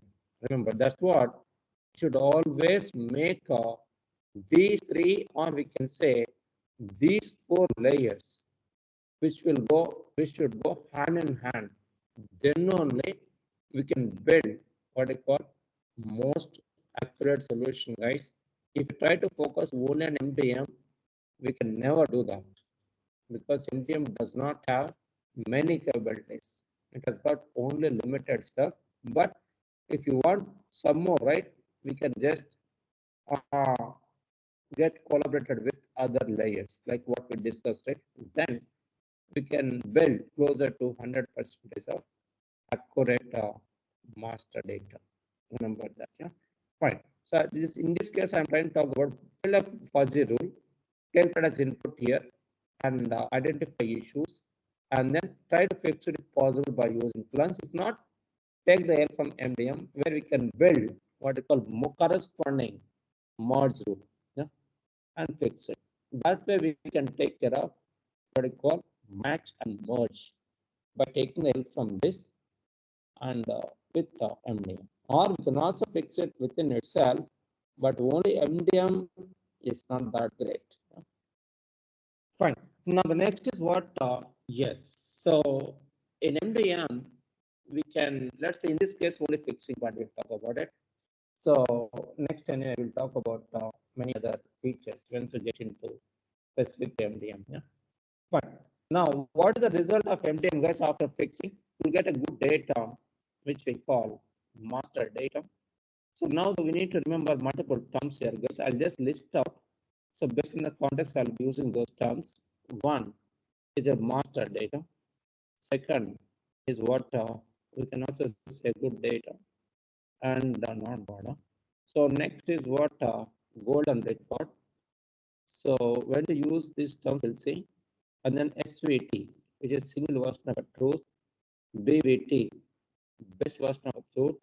SOR, which is a system of reference record, or simple RR, which is what reference record, or BR. Sometimes we use a base record. So those terms will be used based on the context. Sorry. So anyway, ultimately it's a good data. Just remember that. So when to choose SVT, BVT, SOR, we'll talk about it as simple. So that's it, guys. Now that is okay. We got good data through some means. Now what do we do with that? So we need to make it available to outsiders, right? So to do that, so first, in case if you want to apply any integration rules for this particular good data, right? Then we can use what? Integration tools like Power Center, IHS, data integration, microservice, whatever. Yeah? And then once you what you call perform ETL operations over here, then build one common interface which we call deliver interface, which is going to be our own application. Nobody has built a separate tool to do this. Yeah. So because today it could be Amazon Redshift is a target, and after a while, it's going to be some other target. Again, we need to go and rebuild a solution. Yeah. So to avoid that, if you try to build a deliver interface, whatever target comes in, right, this will take care of it, so that we don't need to again get the change request, start building a solution for change. This is waste of time. If you try to what you call build one common interface, right, that will take care of any change that will happen in future. That's it. Yeah. And result of that will be sent to what you call any target. So this to build this, right, so we need programming knowledge. Remember, that's why if you try to work on MDM, right, so you need to have some basic knowledge in programming. Then only will become 100% of MDM guy, right? Not 100, but not 100, 95 only. But if you are just tool expertise, right, you will have only 60 to 70 only. You can never build 100% accurate solution. Remember that, because MDM, it is not 100% of drag drop capabilities. So XML program knowledge required, and then even Java to take care of some our own workflows, our own external capabilities. We need Java. So these two are mandatory. Yeah. SQL stuff, anyway, this is mandatory. But yes, for SPs, if you want to take care of our own batch group stuff with our own job, then yes, SP is not just mandatory. That anyway is a basic that we all know. SP is not a main thing here. Most of the guys, they will not have experience in one XML. Second is what Java. Those two are very important things in the context of MDM. If you work on MDM, make sure that you learn both of them. But Java advanced is not required. Core Java is more than enough. You know? Rest we can take care by using frameworks, but that we can take care. But core Java is mandatory. XML, yes, you need to have deep expertise on that. Yeah? So that's it. But anyway, as a result of that, you'll get what the result in data warehouse, which is this ultimate goal, right? Yeah. So that's it about this information management life cycle. So in this, so why we understood this, because we need to understand where this MDM comes. So is it going to come after cleanse or before cleanse, after integration, before integration? These are the questions, right? Yes or no? So to answer all those questions, right? So I just talked about this life cycle. That's it. So which means MDM comes after cleanse, before integration. Just remember that. Yeah?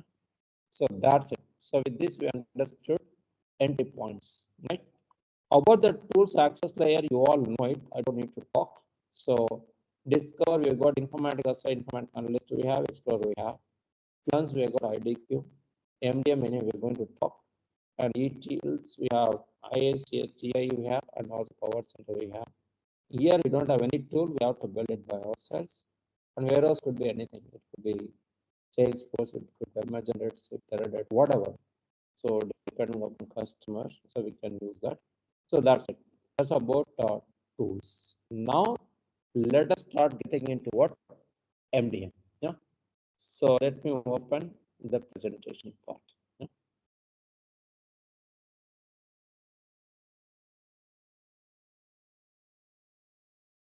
Yeah.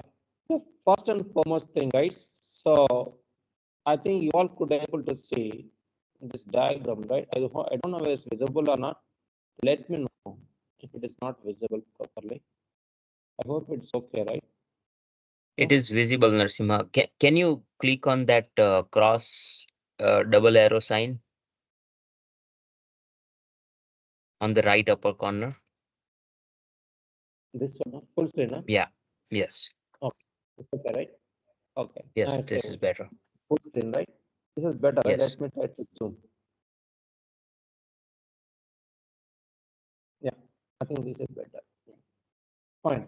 So now let us talk about what I call simple example to understand building the data warehouse without MDM, with MDM. Simple example. So I'll not spend much time because you all know already. Many people, right? I'll just touch upon this one. So can you see, guys, on the left side, you could able to see there are two source systems, namely US accounting system and European accounting system, yeah, where we are getting the data belonging to one particular company, which is G. In first source, there's a full form here, you can see, right? General Electric Company. And second source, G, which is short form. Yeah? So remember, guys, we talked about standardization, right? As part of standardization, one, we can take care of grammatical issues, misrepresentations, or any other what I call special representations of data. All of them will be taken care as part of standardization. Yeah. In this case, here is a short form, here is a long form. Yeah. So those things also should be taken care by business analysts, where they need to build them as part of a reference table, which means wherever we see as a general electric company or GE, we can treat that as what?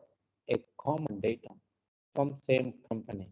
Remember that. But if you take without MDM, right, we consider them as what? Two separate records. So that is why if you try to build a what you call data warehouse without MDM, in warehouse you have two entries. Can you see? When you try to generate a report, there are two separate entries, which is not the right data. Yes or no? Now, so we need to fix this particular problem by using what? MDM, where we can just take care of combining the data from both the source systems and create a good record, which we call golden record. So here we have got, we can apply one is a cleanse rules, second, trust, third, validation, fourth, match, and fifth, merge. As a result of it, we are going to get a good record, which we call golden record, which has got $700 million. So in warehouse, we can see only one entry, which is going to be the good entry. It's a complete company name with right data over here. Simple example we can see here. But how we can create this particular data? Within that, we talked of multiple rules, right? All of them we are going to build as part of this training, right? Simple example. Yeah. So now let us try to understand the definition of master data. So data part we all know, right? Remember, here we should not use the term information. We should always use what? Data, because we take raw representation of what we call source, which we call data. Yeah. So in where we use information, talk about it. So now let us try to define the master data. Remember, guys, when you try to define the master data, right, we should try to define based on what? One domain. Example, in this case, entity. Yeah, entity could be a customer, or product. Let's take that. Yeah. So those are the popular things. So CDI, where we use what? Customer. CDI means customer data integration. In that, customer is going to be the key business entity or key data driven element, or we can also say that a domain, which is a customer domain. Yeah? So which is a core part of it. Now within that, we can take what? Attributes. See, we can have n number of attributes, like a customer name, customer type, whatever, right? But we take common attributes. Common means what? We take the data from multiple source systems. For example, customer data can come from bank 1, bank 2, bank 3. Yes or no? Yeah. So which is common across these 3 banks or 2 banks. That's why we use the term common. For example, one bank, they maintain the name, address, zip code, city. Some other bank, they maintain name and address. Yeah. So common things are what? Name and address. That is where we focus on what? Common attributes from, let's say, multiple source systems. That's where we use a term common. So now the corresponding values are straightforward. So that's what we consider while creating master data, which means we take one entity, that's a customer, and read the attributes related to that particular entity, the common attributes we can say, then identify, apply MDM rules, any rules like starting from cleanse, trust, validation, match, and merge. In between, you can also have custom. I'm not adding that. We'll see that later. So those are the what important rules that we apply to create what? A good data, which we call master data. That's it. Simple. Here, one per entity, common attributes, apply rules. That's all we need to create a master data, nothing else. Common for one entity. That's it. To create master data. So that is going to be the end result of what I call MDM. Remember that. For example, customer master, supplier master, product master, physician master, and so on. So which means we can think of several examples where we create master data. Remember. So now you can ask question, why the term master has come in? You can ask that question, right? Yes or no? Remember, guys, for example, we take the same example, bank 1, bank 2, and bank 3. Yeah. In that, so in one bank, 10 attributes, another second bank, 5 attributes, and third bank, 8 attributes. Out of them, we are picking up only common attributes. Remember this, common attributes. Based on those common attributes only, we are trying to create a good data. It's a master copy. You know? So, but normal copy is going to be based on all the attributes. But master means what? Based on the common. So this master is related to what? Common. Remember that. That's where the master term has come in. I'll talk about some more definitions of master as we go on. In this context, based on the common, master term has been derived. Yeah.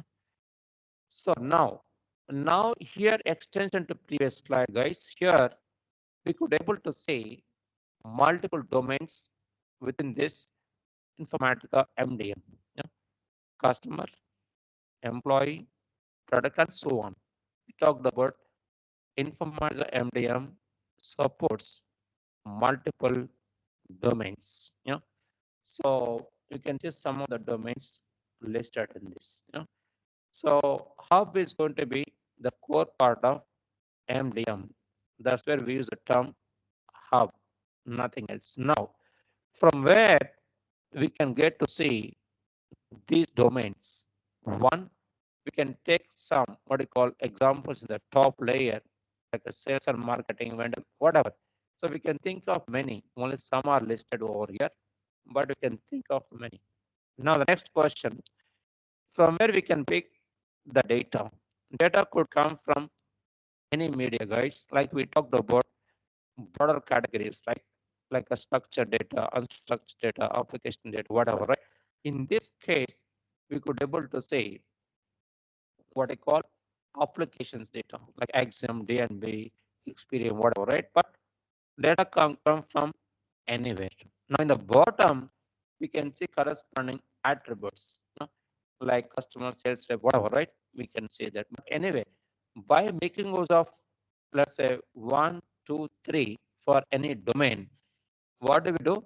We apply MDM rules to create what? Master data. Now the question, once you create a master data, is it a 100% always? Answer is no. Then this particular master data or a good data can undergo as part of what? One, data management. Second, what we call several levels of approval process. Where you do that?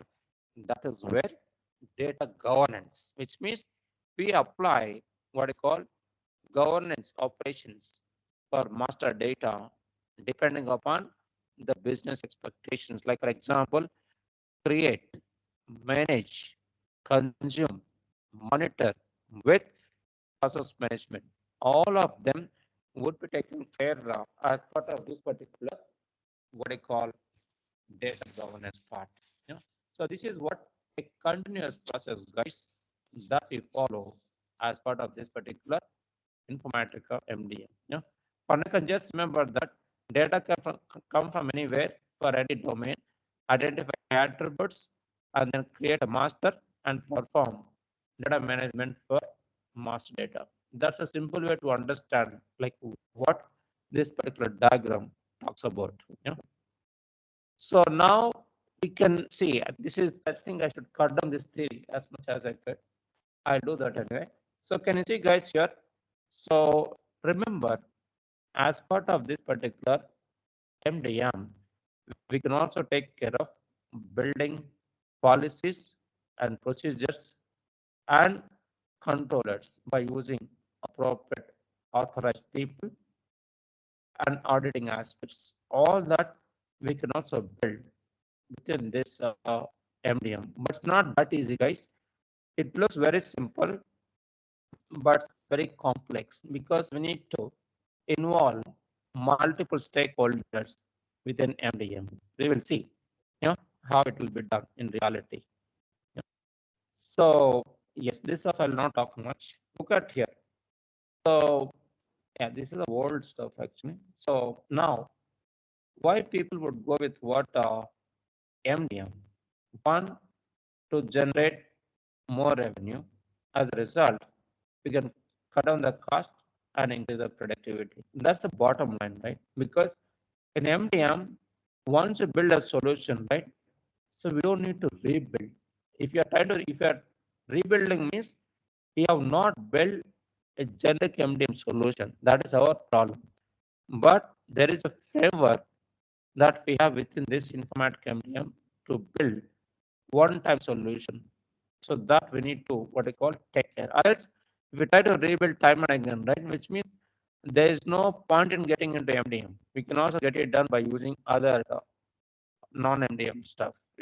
So that's the power of this particular MDM. Not only that, you will also get quality data here, so which we cannot get it from others. So yes, now these are the major things why people would go with what MDM. First thing is what compliance, right? Remember the regulatory terms and conditions for one country which differs from other countries. So those things also we can take care within MDM quite easily, which is compliance objectives can be met quite easily over here. I think these other things we talked about it. So because of MDM, we can generate more revenue because we can reduce the number of resources by building a solution.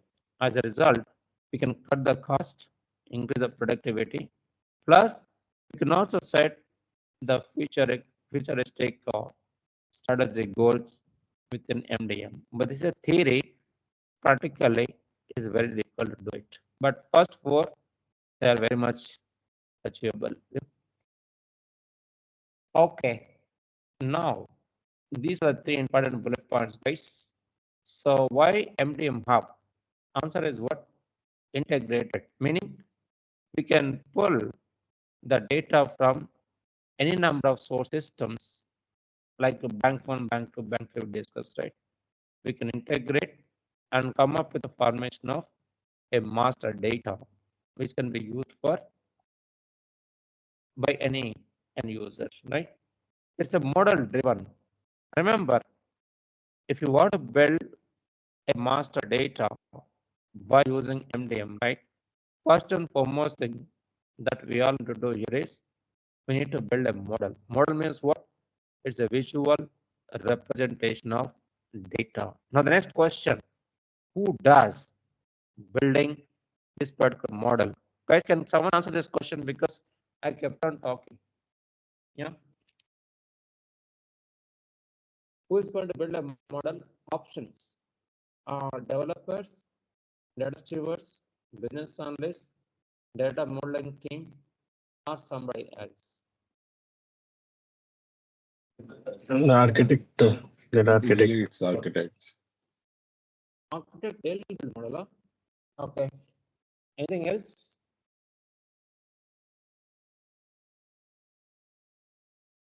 Yeah. So logically speaking, there is a separate team called data modeling team. So they are the right people to build a model. So architects, they focus on technicalities, not on model. Model is basically a meta. Yes, sir. So meta part, data modelers, they should have deep expertise. So they are the right people. Architects, they'll have only high level perspective where they'll take care of both meta and data and prepare high level architecture diagram or corresponding description, whatever. Yeah, the scope of architect is different for data modelers. So data modelers, they're the right people who can start what is called building this what a model. Now let us say on your project we don't have any separate modeling team. Let us take that. In that case, yeah, in that case we ourselves can build. So like architects or even designers also, so they can come and start building a model, but they'll make many mistakes because they do not have deeper expertise on what meta. Who will have that? Data modeling team. That is why they don't make mistakes. They'll make but less. But either architects or designers, they'll not have deeper expertise on meta. They'll have, but not deeper expertise. So they can also build, but there is a chance to make more mistakes. So, but anyway, so whoever does, either you build it by yourself, there is a provision to do it within MDM, or if someone else has built it, let's say by using third-party model, right, like a Erwin or some other open source model, right? So there is a provision to get it integrated to MDM. So it can convert like subject areas to informative MDM, understandable from like base objects, whatever. Yeah.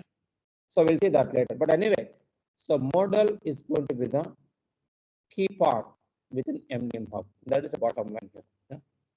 Then we have got a flexible, meaning what? Remember, guys, MDM can support multiple architectural styles.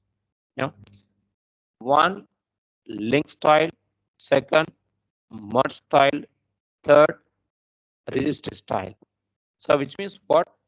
Depending upon, let's say, based on performance factor or data persistent factor or global or local or what do you call in memory, whatever, right? We can consider many factors. Based on that, we can decide which is the right architecture style that we can adopt to create what? Master data. But that kind of flexibility we have it. So we can use a link style if you want, we can select it. Merge style if you want, we can select it. Register means some other addition, but register also we have it. So which means what? MDM hub has got many flexibilities. So which you don't have it with other MDM tools.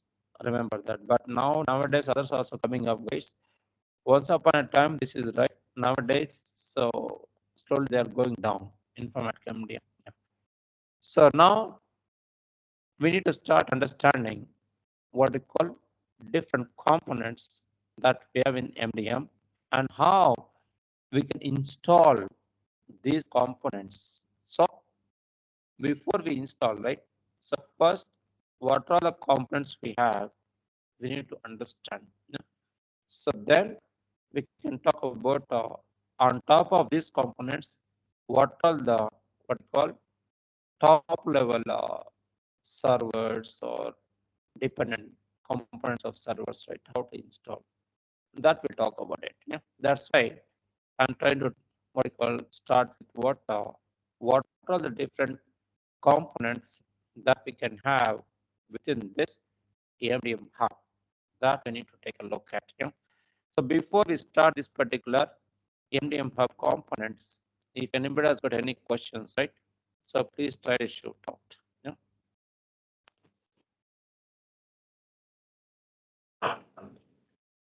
So that's why you mentioned about creating the data model through Erwin tool, one of the tool you mentioned, right? So is direct dependency between that tool and what model we see within MDM, right? Within MDM also we see the data model, the diagrammatical structure of all the tables and the linkage between it.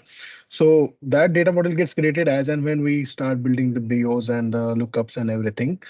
And the one which we is created in through Erwin tool is it separate or how, like, is it connected? Because I just wanted to Yeah, understand that. that's a good question. So that's a good question actually. Yeah.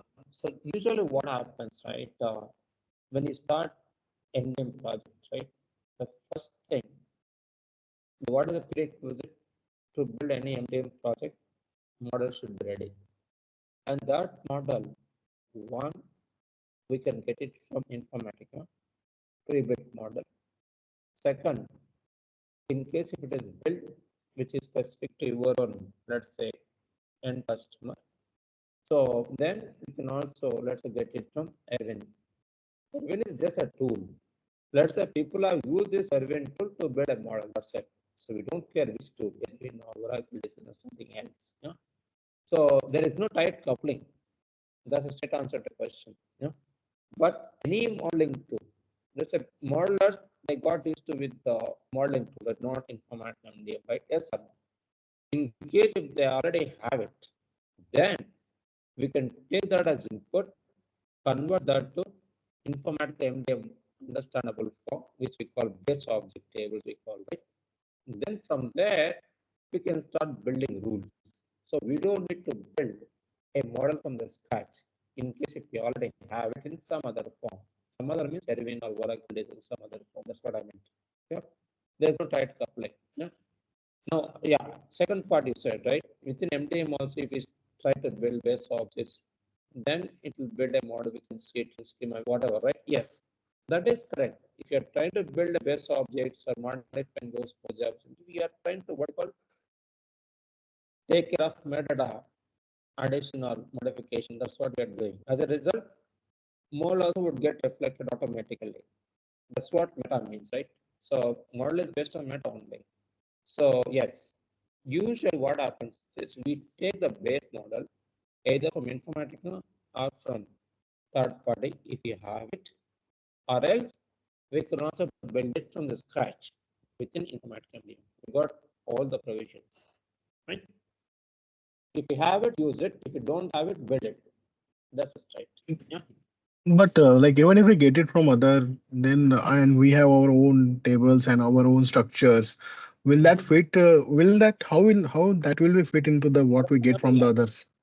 Now remember, see, Mm. see these particular Informatica MDM based on what some domains, right? That's like customer domain, or party domain, or product domain, or something else. These are the fixed. For customer domain, what are the common attributes that are required and different objects or tables that are required, right? More or less they are fixed, not 100% fixed. Common things are fixed. So which means to get those common things, you can just inherit either from third-party model or from Informatica provided model. On top of it, we can customize based on our own customer specific requirements. That is the best because if you try to build it from the scratch, there is a chance to make mistakes. Yes or no? Yeah. Because those models they are built by experts with lots of what I call verifications, right? So it's better to use it and customize based on our customer need. That's the best approach. Yeah, fine. But how we get a model that depends. I mean, sometimes you'll get it informatic. Most of the cases you'll take informatic model, or else you have some more specific model which is specific to your customer, which is built by somebody, which is like from third-party modeling team. Then we can also get it that way. We got both the provisions. Yeah, fine. Thank you. Clear, right? But use a base model and customize. That's the best approach. Just remember that. Yeah. So don't try to build it from scratch. Though you are expert in this, it's better not to do that because though you are expert, you cannot take care of all the combinations. That is highly impossible, irrespective of whatever experience that you have. Yeah, that's a fact of the matter. Yeah? Because that has been already reviewed by many people, right? Built models. So we can just take that and add your expertise to enhance that. Right? Yeah. So yeah, any questions? Yeah, that's a good question. Any other questions, guys, from anybody?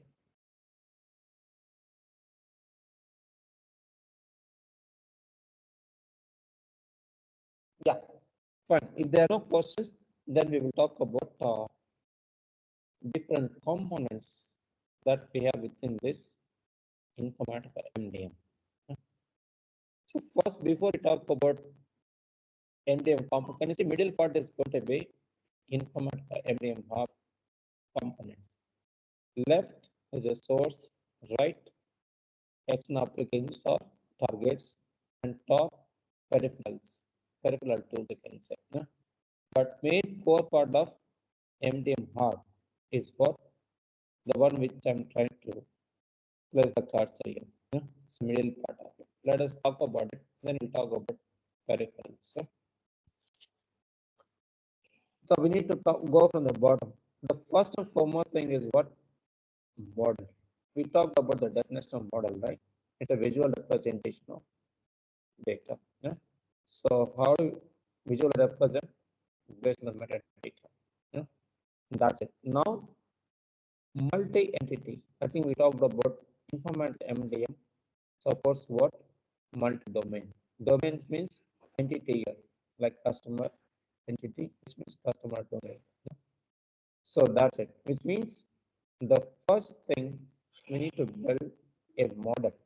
So preferably take the base model, customize. If in case if our requirements what totally different from what we have in general model, right? You can also build it by yourselves. Yeah? Even that's also not recommended. Nowadays we've got a lot of AI tools, right? You can just suppress some prompt. Based on the prompt, you get a model. Use that as input so that you will save a lot of time. Remember this. Yeah? If you do it manually, right? If it takes 10 days, in one day, you can do it by using AI tools. That much of what you call advancement has come in now, right? Now we should think like what we have technology today rather than 10, 15 years back. Yeah? Right.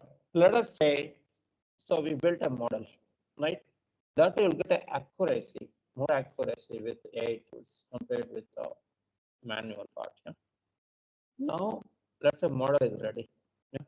So next is what quality. So once you build a model, right? So we need to make sure that our data is what? A good data. To do that, I think we talked about discover and cleanse. Meaning what? We are going to identify issues with respect to what? Source data. Then fix those issues. One, by using what? Appropriate cleanse techniques, or we can also apply enrichment, or data enrichment techniques to create a quality record. So that we need to take care. Remember, in order to perform this within MDM also we can do it, but MDM is not been designed to perform this data cleansing operations. That is why it is always advisable to take the help from what? Third-party data quality tools like IDQ or Trillium or CDQ, whatever, right? That's the best approach because they have been designed for cleansing only. So once you cleanse the data, then that can be taken as input to what MDM, where we can take any identity, like for example, address identity, organization identity, household, contact, what contact, or whatsoever, which means what? Depending upon whatever customer expects, take that particular key business data driven element, which we call identity, and use that identity in order to identify what we call matching records, right? So that's what we need to do when it comes to what we call identifying the matching records, right? So that's it. But we'll spend a lot of time on this because match is a very, very big topic. So I'm just talking about very high level bullet points here. So once you identify matching records, the next step is what? So we need to start getting it converted to a good data, which we call master data, which we can rely on. That's where we can see what? Reliability. So I think we talked about MDM Hub is a flexible, right? So which means we can use the link style architecture or mod style architecture. We'll elaborate that as we go on.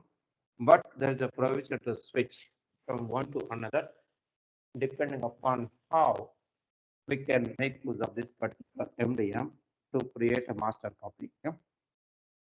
So this is for linear data. Whatever we discussed, right, from quality, identity, reliability, right? So linear data. Now the question, can we extend this to what I call hierarchical data? So that is going to be the next question. So to answer that, we can go with what hierarchies. So informatic MDM is good to some extent to deal with what hierarchical data, where so we can have, let's take an organization where we have what I call team member, team lead, manager, AVP, VP, see whatever, right? We'll have multiple roles in any organization, right? So we can build hierarchy based on that, or we can also have, let's say, party belongs to organization or person, or based on the domain that we deal, right? We can have clear hierarchy defined. And once we define hierarchy, then we can also perform data management for both linear and hierarchical data management by getting into what next layer, which we call data management layer. Who does that data management operations, guys? So that's where data stewards comes in here. So data steward is basically data management.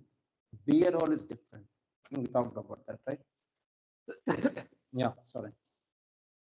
So which means, so this guy, data steward, they can perform data management operations for both linear data and also hierarchical data, both. Yeah. You can also play a data steward role, provided you need to have deeper expertise on data along with the business, then you can play a role. So plus process management, that's also required here. Yeah. So that's it. Apart from that, in order to protect MDM hub data, there is a separate module called security. So using which we can protect different MDM hub resources. We'll see how to protect it, but this is one of the protection techniques that we use within MDM. Yeah. Now the question, once you understand this, how are we going to make this particular result of MDM, which will be available to outsiders? Yeah. That's where we use what? Sync, which is synchronization, or unify. So which means we have what I call multiple techniques within MDM through which we can send events, or we can also synchronize data. Data and messages or events, both of them will be taken care within MDM. Remember that. Yeah. With a federation, it's a third-party tools also we can take care, or within MDM itself, we can take care of both synchronization part and also notification part quite easily. Yeah. We got messaging system for messaging part and data system for synchronizing data. We got both the provisions.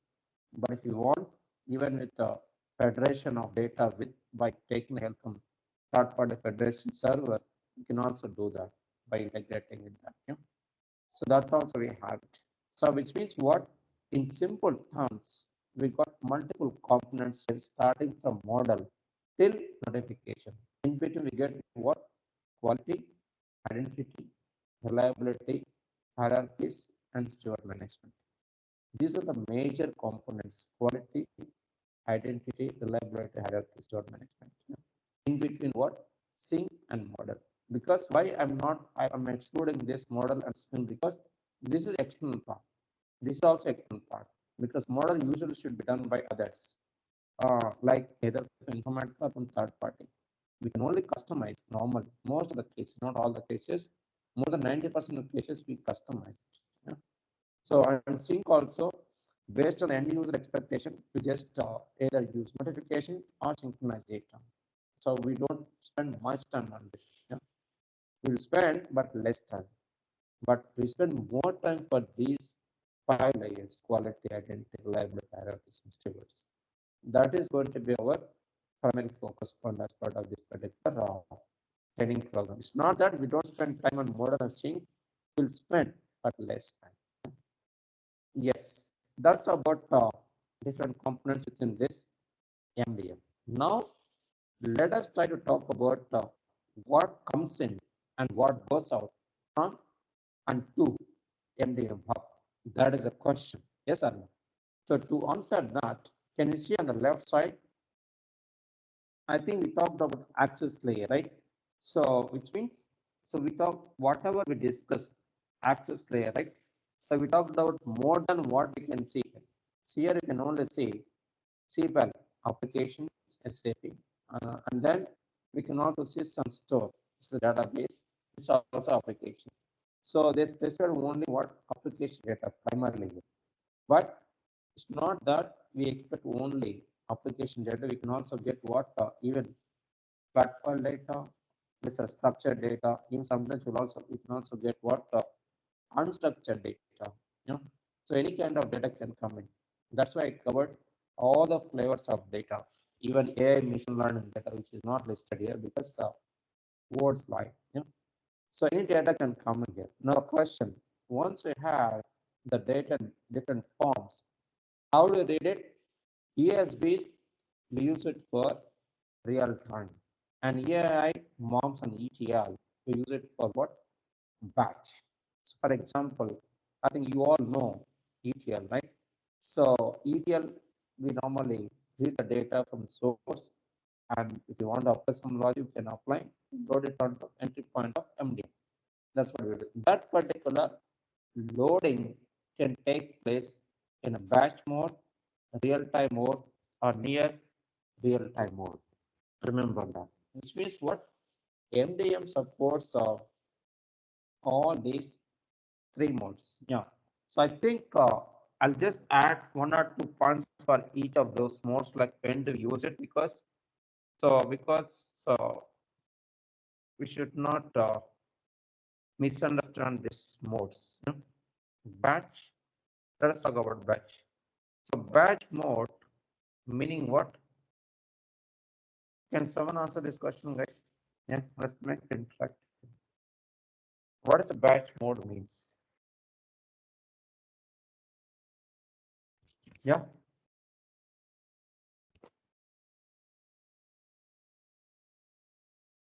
Batch means set, right? Set of jobs or set of what do you call? Yes, yes. Executable. So jobs will run at Batch mode regular is times. like, Yeah. Yes, please. 1%. Yeah.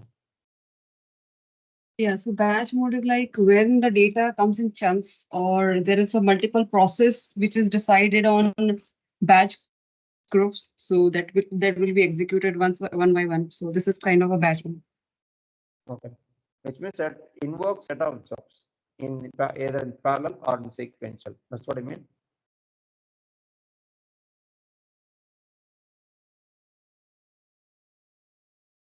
Right. That's Yes, okay. yes. Yeah, fine. So now let us talk about mode here. We are talking about in the context of mode. How we execute, that's a different story. So let us say batch means what? This particular batch execution can take place what I call on-demand execution. Yes or no? So and or you can also execute based on what schedule. That is a context here. Yeah. What is the best different story? That's okay. Set. Those set of jobs can be executed whenever you want it. Yeah, that's what we call on demand. Yes or no? So then schedule means we specify the date and time. Based on that, this batch jobs would get executed. Yes or no, guys? So that's it. That's what the batch mode. Yes or no? So let's make sure that we're all on the same page. Yes or no, guys? Yeah. Yeah, perfect. Now, real time. You know? So let's go with what? Real time mode. You know? So what is the real time mode here? Yeah. So real time mode is like when whatever we update is reflected to our entity. So suppose if we are update something from IDD or E360, it is directly going to the database with their consolidation indicator. Okay. In this context, can you see here? Here, what we are trying to talk about those. Yeah. So you are talking within that's MDM. That's a different story. We'll come to that. Here, the real time means so as and when the data comes in from the source. Can you see here? We are talking about the source. Then we are using this to execute one of these modes. That's what we're trying to do, right? In that context, so what we can do, we can build one what we call web service. Using services, we could able to achieve what we call real time. That's the first thing. That service could be web service or it could be even normal service. Meaning what? It is a long running process or a thread which will be up and running always. Meaning as and when the data comes in, it would start pulling the data and send that as input to what? Entry point of MDM. That is where this particular real time comes in, which means read and push. That's all we do.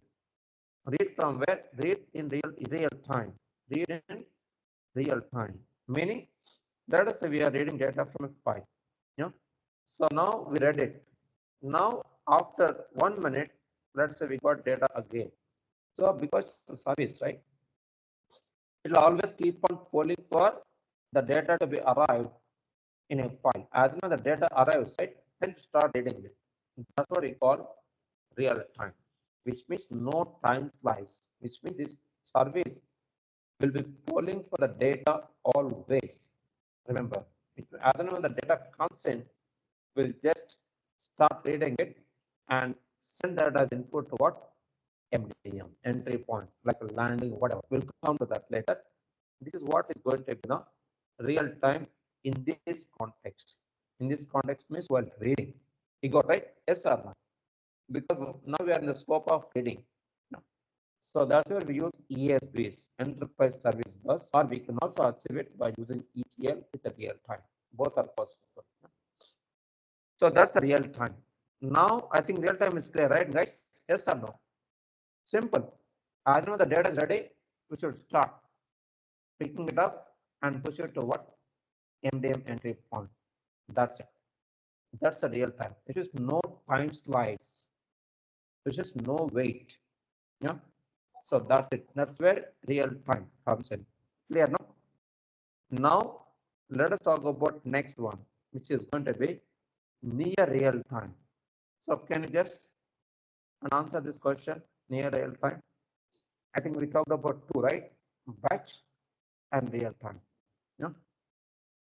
So near real time, who can answer this question? So it's Yeah. with some delays, like a few an hour or so. Exactly. Perfect. Yeah. So it is actually it's a combination of both batch plus real time, we can say. Yeah. Here no time slice in real time. Yes or no? Yeah. So but here, so we specify every, let's say, 30 minutes or every 1 hour.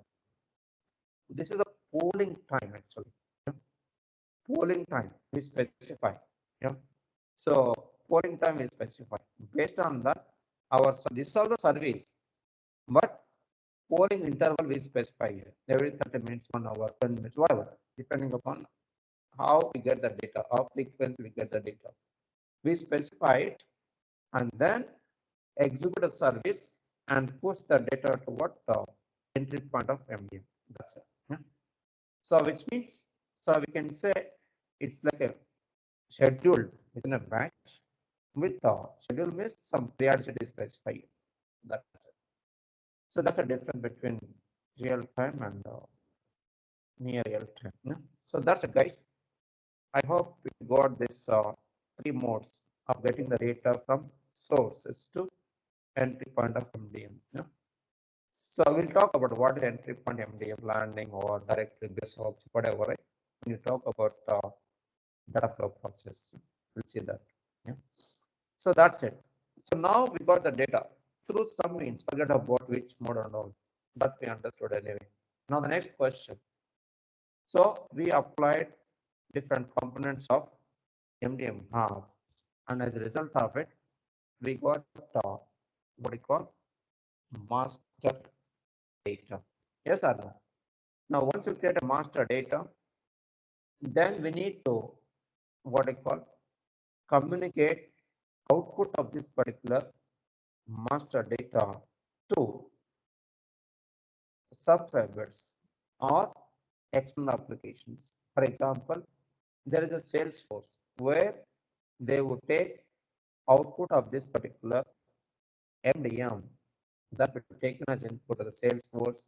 Then they'll apply their own rules based on the result of MDM. Now, in that case, so we need to communicate output of MDM hub to Salesforce example. I'm just taking one example as part of application side or target side. To do that, again, we can use either what? Batch mode, real-time mode, or near real-time mode. By using one of these tools, we can take ETL tool where we can read the master data, get it communicated to appropriate expected application. Example, in our case, we picked up Salesforce. That's it. Or else, we can also directly load data to what? Either data mart or warehouse or send it to some portal application or whatsoever. Yeah? So anything can take place. Yeah? So that's it about source, pull based on any mode, push based on any mode. That's all we are doing. So input MDM here, this is output of MDM to external applications. Clear, guys? These three parts, once it is clear, then I'll talk about top portion. Yeah. So let's make sure that one by one it's very clear, guys, because other topics are different on this topic. Yeah. Yeah. Right? Any questions here from anybody?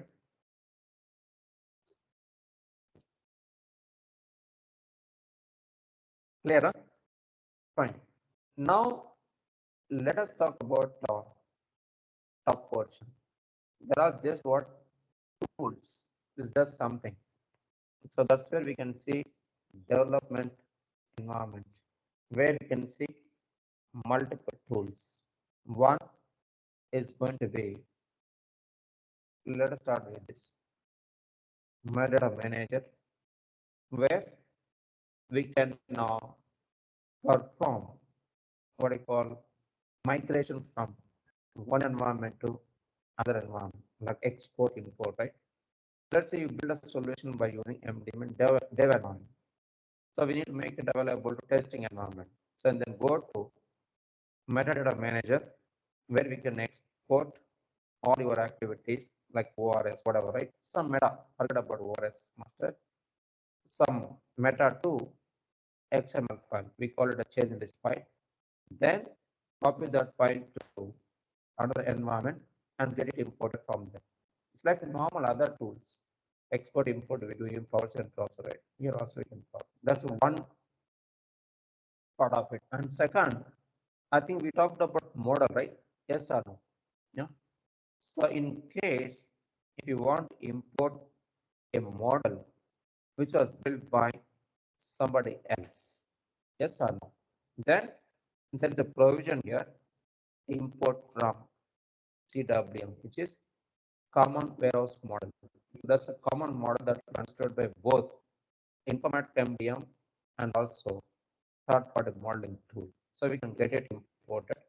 In case if you have modified something within Informatic MDM, which need to be communicated to others. In that case, you can also export to what? CWM, which is common warehouse model. So those things also can be done by using what?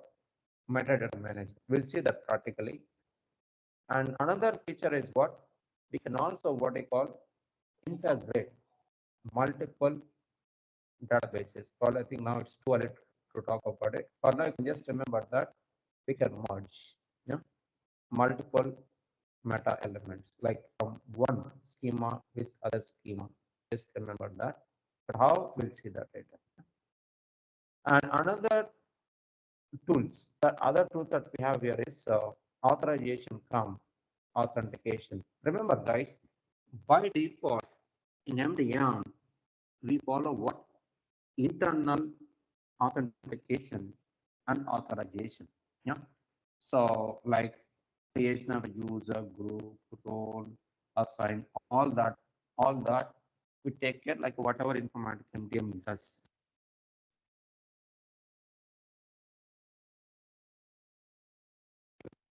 What their own common authentication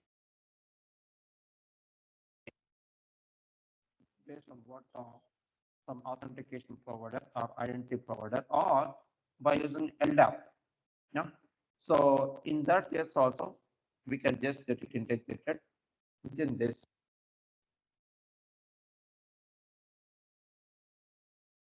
Narasimha, you started to breaking up. I'm not sure whether it's just with me or with others as well. Yes, please.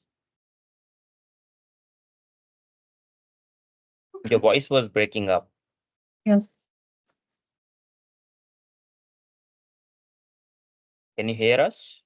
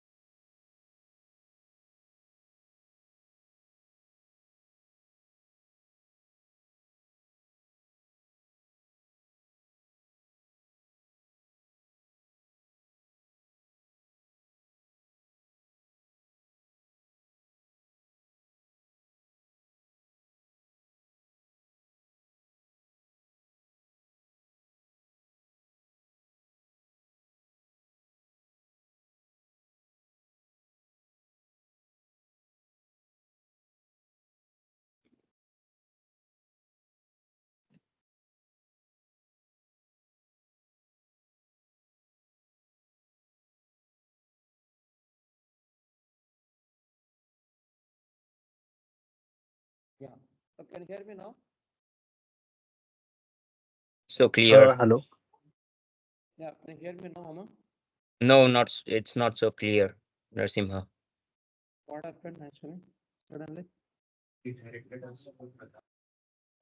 I don't know.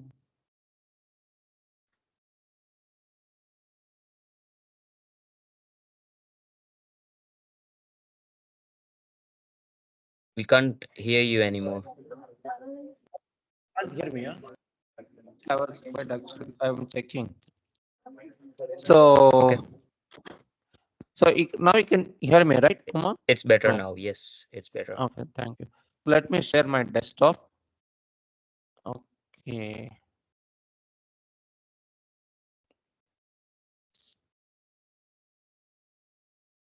Yeah. So I was trying to talk about authorization, authentication. Just to summarize, we can have it internally, which is internal to Informatica MDM. And second, we can also integrate with third-party authentication or authorization tools. Like example, LDAP. That's what I was trying to talk. Or we can also have third-party identity provider. So like through which we can achieve SSO, which is single sign-on, by using secure assertion markup language. That also we can get it integrated. Yeah. So that is what we do by using authorization or authentication. Yeah? And now there is one more tool that we have within this MDM is what workflow manager, a workflow engine, where we can add third-party workflow engines.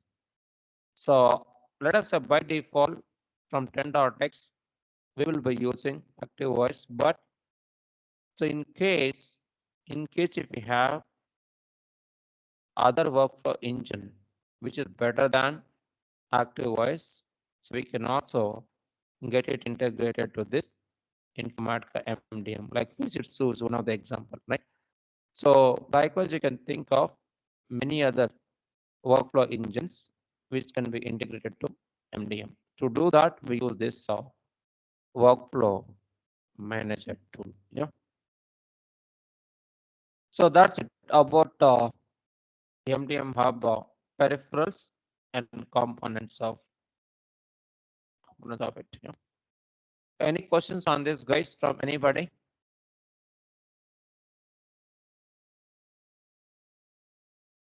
So different development tools you are going to cover in detail, right, Narasimha? Yes, yes. All right. We are going to do with practical examples. You are right. Yeah. Sure. Yeah. So yeah, any other questions?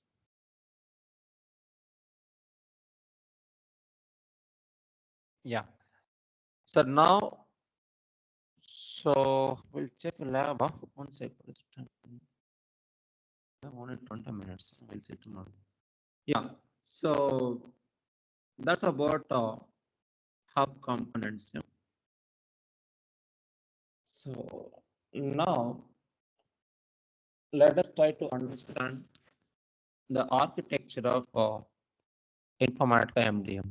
So before we install Informatica MDM, so we need to understand what I call the architecture. So then only we'll get to know what are the layers and how and where to start to get this particular Informatica MDM installed. To answer that, so we need to start understanding the architecture of Informatica MDM, right? So in this, we can see 3 layers. Actually speaking, there will be 4 layers. So I'll list out that in Notepad. But from Informatica, you can see only 3 layers. Yeah? Like client layer, server layer, and data or meta layer. 3 layers. Yeah? So let me just extend this.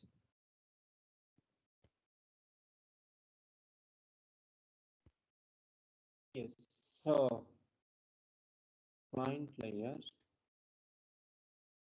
then there is an application server layer, which is app server layer, then server layer, then data or meta layer, right? So let us start from here. Yeah. So client could be what where they'll send a request. Yeah. So this request can send either from thin client or from thick client or from command line client. Yeah. First level. So then and from any kind of role like designers or administrators or developers. Yeah. So role, what are the roles that we can use here? 1, administrators. 2nd, designers or developers. Or 3rd was administrators. Right? So that's it. Yeah. So, but from any type of a client, thin client, thick client, a command line client, we'll say that. Next, to whom? Hey, Narasimha. So roles you said admin, designer, developer, and admin again. Oh, sorry, data steward, you can say. Sorry. Fine. Data steward. Sorry, yeah. Fine. Data steward role, designer, developers, or admin. 3 roles. You got no? Yep, got it. Okay, fine. Now, the next is what to whom they can send a request. That's a question, right? Yes or no? To whom they can send a request? App server, application server. So what is the application server that we can use, or what are the app servers supported by Informatica MDM? Answer is what? 1, JBoss. 2nd, WebLogic. And 3rd is what? WebSphere. Yes or no? So that's it. These are the application servers supported by what? Informatica MDM. Yeah. So they are just like containers or mediators or brokers or delegators. Remember now. So we can use any name here, which means what? So all the requests that we send out from client side, they all will be routed through what? Application server only. Why? Because this particular Informatica MDM is purely based on what? Web-based. All the web-based requests, they have to route through what? App server. Like HTTP request or response, or REST request or response, or whatever, SOAP request or response, or EJB request or response, all of them should be routed through what? Application servers. So we'll talk about what do they do. Now, once we have app servers, what is app server? They're just like a containers where it can contain the services offered by other specific servers.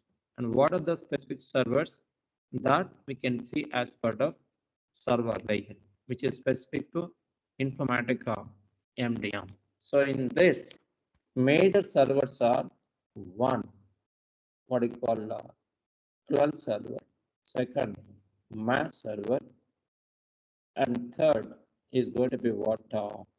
Hub server. So then we can also think even provisioning, all that we can add later. These are major servers just to start with. CLUN server, mass server, hub server. We'll extend this with provisioning activities, all that, and information platform, all that.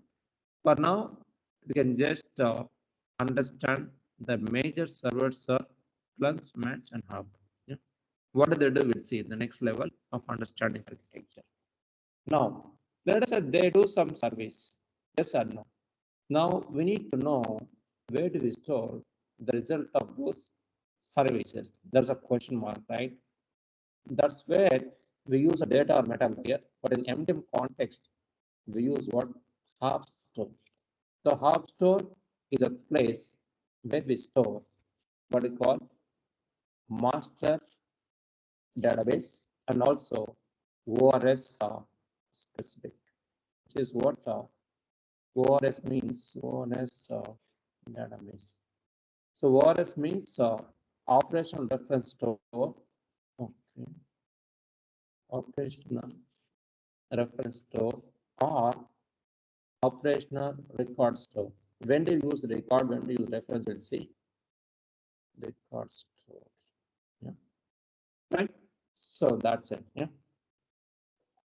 So, and hub store comprises of two types of databases. One, master, second, ORS. That's it. So these are the list. We just listed what I call different components on each of these layers. Any questions on this, guys, with respect to list here? Yeah, Narasimha. So what is difference between app server and the regular server? So app server just like a container provided by third party, and regular server is basically specific to Informatica MDM. Got right? Okay, Yeah. so is So it like just the server is for the developers and the app server is for the users? no, yeah. Let me answer that practically. One more, not practically, just compare with some other general web-based client. So let us say we got a Google, right? Yes or no? So we Okay. almost, yeah, we use it regularly, right? Yes or no? Now, who is the client here? So client, let us say Google client, where we supply some text as part of what? Search box. Yes or no? Then what happens? This particular request should be sent to where first? App server. To be precise, it will be sent to web server, then which in turn will be sent to app server, then it will be sent to specific server, which is a Google server. Then result of that will be stored in a relevant storage media, and then Once it is done, you'll get a response back to the requester all the way from app server, web server, and requester, where you could able to see list of matching entries in what you call 1 page or 2 pages or 3 pages. This is what normally happens for any web-based application. Clear, right? Yes or no? I've just taken the Google as an example, where we enter something, we hit search button, then what happens after search button we talked about here. So this web server, then app server, and a Google specific server, then result of that will be stored after servicing it. Then you'll get a response back to the requester, where we can see list of matching entries in 1 or more pages. This is a common thing. We all know that, right? Yes or no? So this is one of the web client. Is it clear? Once it is clear, then I'll talk about next. Yes. So now, yeah, here because of web client, right? So if you want to perform any web-based operation, right? So we have to have web server, app server. So which is mandatory. Without that, there is no way of performing web-based operations, because these are the containers. They know like how to get a data from the web and how to interpret and send it to what downstream server, downstream layer, which is specific to any application. This is a Google application. This request is delegated to what? Google, where you will have specific operations related to whatever text that will get it from search box. You know, then they'll perform that, they'll service it. After that, again, if you want to get the response back to the requester, it should come all the way back to what you call app server, web server, then onto the requester, where we can see what you call corresponding service. In this case, list of matching entries. Same concept holds good even in what? Informatica MDM, which means Informatica MDM is also based on what? Web-based. To perform web-based operations, we have to have application server. Remember that. This is a common thing for any web-based applications. Clear, right? Yes or no? Yeah. What it does, I'll talk about it. For now, we got why app server is required, right? Yes or no? Okay. Yeah. So Narasimha, now, so quick question. So these app servers, so these are like generic servers that usually are available for any application, yes. and the servers like clean and match. So these would be MDM specific custom servers, right? So Exactly. kind of pseudo servers, or Yeah, we can say that. okay. Fine. Yeah. So that's a high level. Yes, please. Go ahead, please. Yeah, Narasimha. So I have one question, like for this app server, since it, so can we install any container application, or is it predefined like these three only can contain, or any other Informatica provided, or we can contain any application and install it here in this app server? Yeah, well, let me just answer that. Remember, see, Informatica MDM supports only these three app servers. We got other app servers. Even Tomcat is also app server. So, Informatica MDM does not support that, because JBus more or less similar to Tomcat, but it's superset. It supports only these three, but we cannot deploy Informatica MDM components other than these three application servers, because they have built the product based on these three app servers only. That's the first thing. Yeah. Now, extend your question.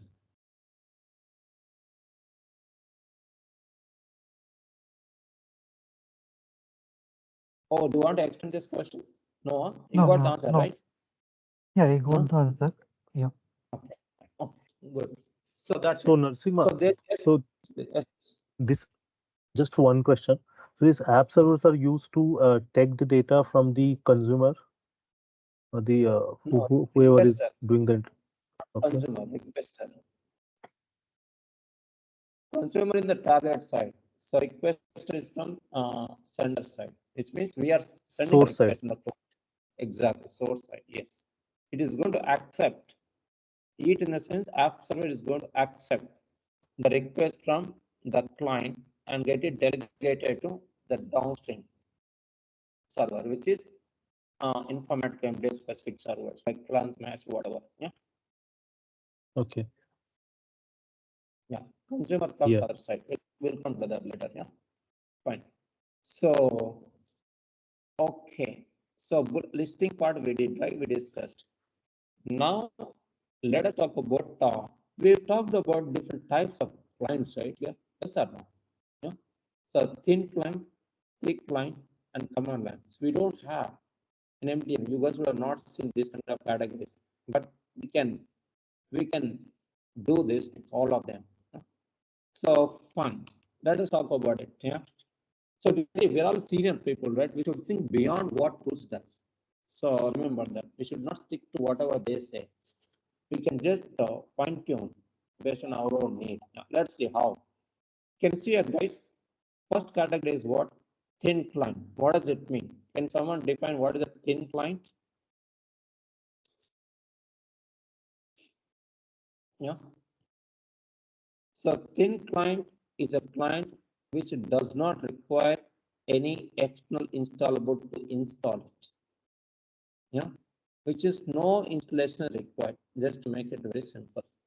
Yeah. So which means web link. Do we install anything?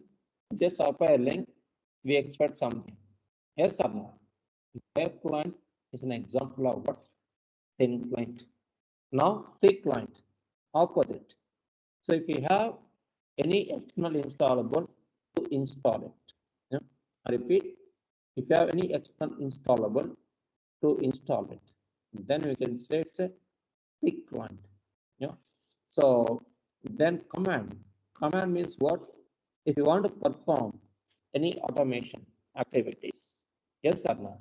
For example, we talked about a set of jobs which can be executed in a sequence or in parallel, right?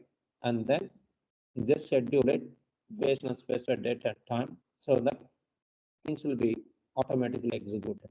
To do that, we have to have appropriate command line utilities or through some other means like executing through stored processes, whatever. Yeah. So to perform that, we use what? Either command line utilities or by using SPs or by using what? Java activities. One of them. All are supported in MDM. So we can have utilities, batch, command, whatever. And second, we can also have web services through that as we can do for real time. And third, we can also what they call build SPs, get it invoked from third-party schedulers to get it automized, whatever. Or we can also call it from our own shell scripts and get it invoked from third-party schedulers. So one of those things can be done by using this command. These are three ways through which you can send a request to whom? App server. Right? That's it about second level of client. Now, this role. Narasimha, just Yes. quick question around the Yes. request. So these all three requests, right? So the what is the difference between these three? Because ultimately the request, the actual request would be same, right, for all three. I mean, Yes. when request How goes we to the send it- hub server. Yes, that is correct. How we send it is different. Here we send it through either shell script or through services or through bash script. Here we send it from a web. Here we send it from what? Installed one. So yes. Is there any difference in the request formation or? Yes, there is a difference because here we form a request based on what set of commands are a single Sorry, command. I mean the final request which goes to the hub server. Which goes to this app server, right? So that is same. How we send it is different here, but the input which goes to app server is same only. Okay. But how we send it is different. Yeah. So we can send it from web, we can send it from some application, or I can send it from script. Yeah. Yeah. Okay. But final request is same. That's perfect actually. Yeah. Narasimha, just a follow-up question on that one. So Yes, on all these three the protocols will be different. For example, if maybe if I'm sending it from thin client, it's EJP request going on. I'm sending from thick client, it's HTTP is going on, something like that. So that is fine. But no, whatever means you that's send, what I'm asking. If is there any difference between the protocols as well? Like when we use the different clients, the different protocols are being used to communicate to the app servers. yeah. So remember, so normal thin clients, they support different protocols, HTTP, SOAP, or REST, or whatever, right? We can use all of those protocols to send a request like HTTP request. Then it will be sent to app server. This guy takes it. Yes or no? And next, let us say from thick, we can send EJP request, and request will be sent to this. But same operation either through EJP or HTTP, it doesn't matter for this. But ultimately, request will be sent to app server. How this guy interprets that's a job of app server. Yes or no? But yes, thick client, we send request. Here also we send a request, but either you send it through EJPs or HTTP, bottom line is same only. It's a request only. Here also, let's say, get some data. Here also we say through EJP get some data. Here HTTP get some data. Get some data is same. Yes or no? But I got it. I'm asking, is there any difference between the protocols when the different clients are being used? Means thin client uses different protocol to communicate, and thick client uses a different protocol to communicate, or all three can use the same protocol? No. As I said, in thin, all web-based requests, HTTP, REST, or SOAP. Thick, I said, EJB request. Yes or no? Then command-based, we can send what? Again, EJB with automation. That's it. You got right? But ultimately, whatever the way you send it, right? But this guy interprets it. And but in all the cases, let's say either through EJB REST, right? You'll send to perform what? To perform cleansing. Yes or no? But how we send it different. But bottom part is what? Cleansing only. Either you send it to REST or through HTTP or through EJB or through what you call SOAP or through simple what you call batch. In all the cases, the bottom line is what? Cleanse. Yeah, but that request will be interpreted by this app server, whichever form it comes, right? Then it will send it to what? Downstream server. But bottom line is same only. How we send is different. You got right? Yeah, I got my answer. Thank you. Okay. So routing would be different based on the protocol. Exactly. But the Yes. request interpretation would be same. That is same. Yes. How we routing part will take care by app server. That's a job of app server. Okay. Fine. So we can say that app server will act as a router also, right? Mm-hmm. Delegator, router, yeah, these terms we can use, or broker or mediator, they are the terms. Yeah, right. It takes it, interprets it, and sends it to server. That's what the job of app server, or you can also say interpreter. Yeah. So that's it. Yeah. That's about this thing, and about cleansing. So each server has got its own specific capabilities. Like for example, cleanse server will be used to take care of data cleansing operations like standardization, enrichment. So like parsing, whatever, right? Those things, and then match to identify duplicates, whatever, and hub server to perform many specific operations like MRM or HM operations or activity manager operations. So we'll talk about it in detail. I'm just listing here. Then what we do in master database. So basically we take care of it to perform, just to start with admin operations. And ORS, we normally use this for each domain. For example, customer domain, let's say customer ORS. Similarly for product domain, product ORS. Yeah, depending upon the domain that we deal with, we can have appropriate ORS. So we'll talk about how to create a ORS, how to make use of that ORS to perform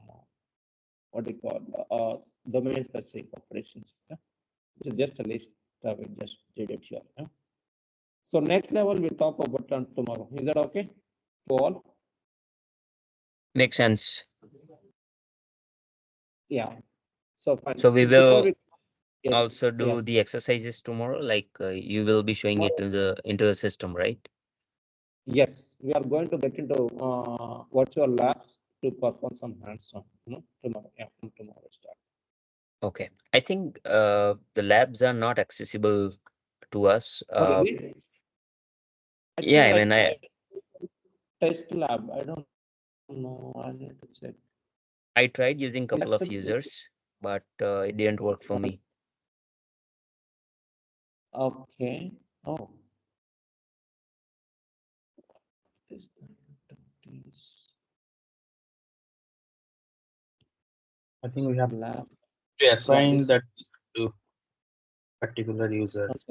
One second. So user 101 admin at 123.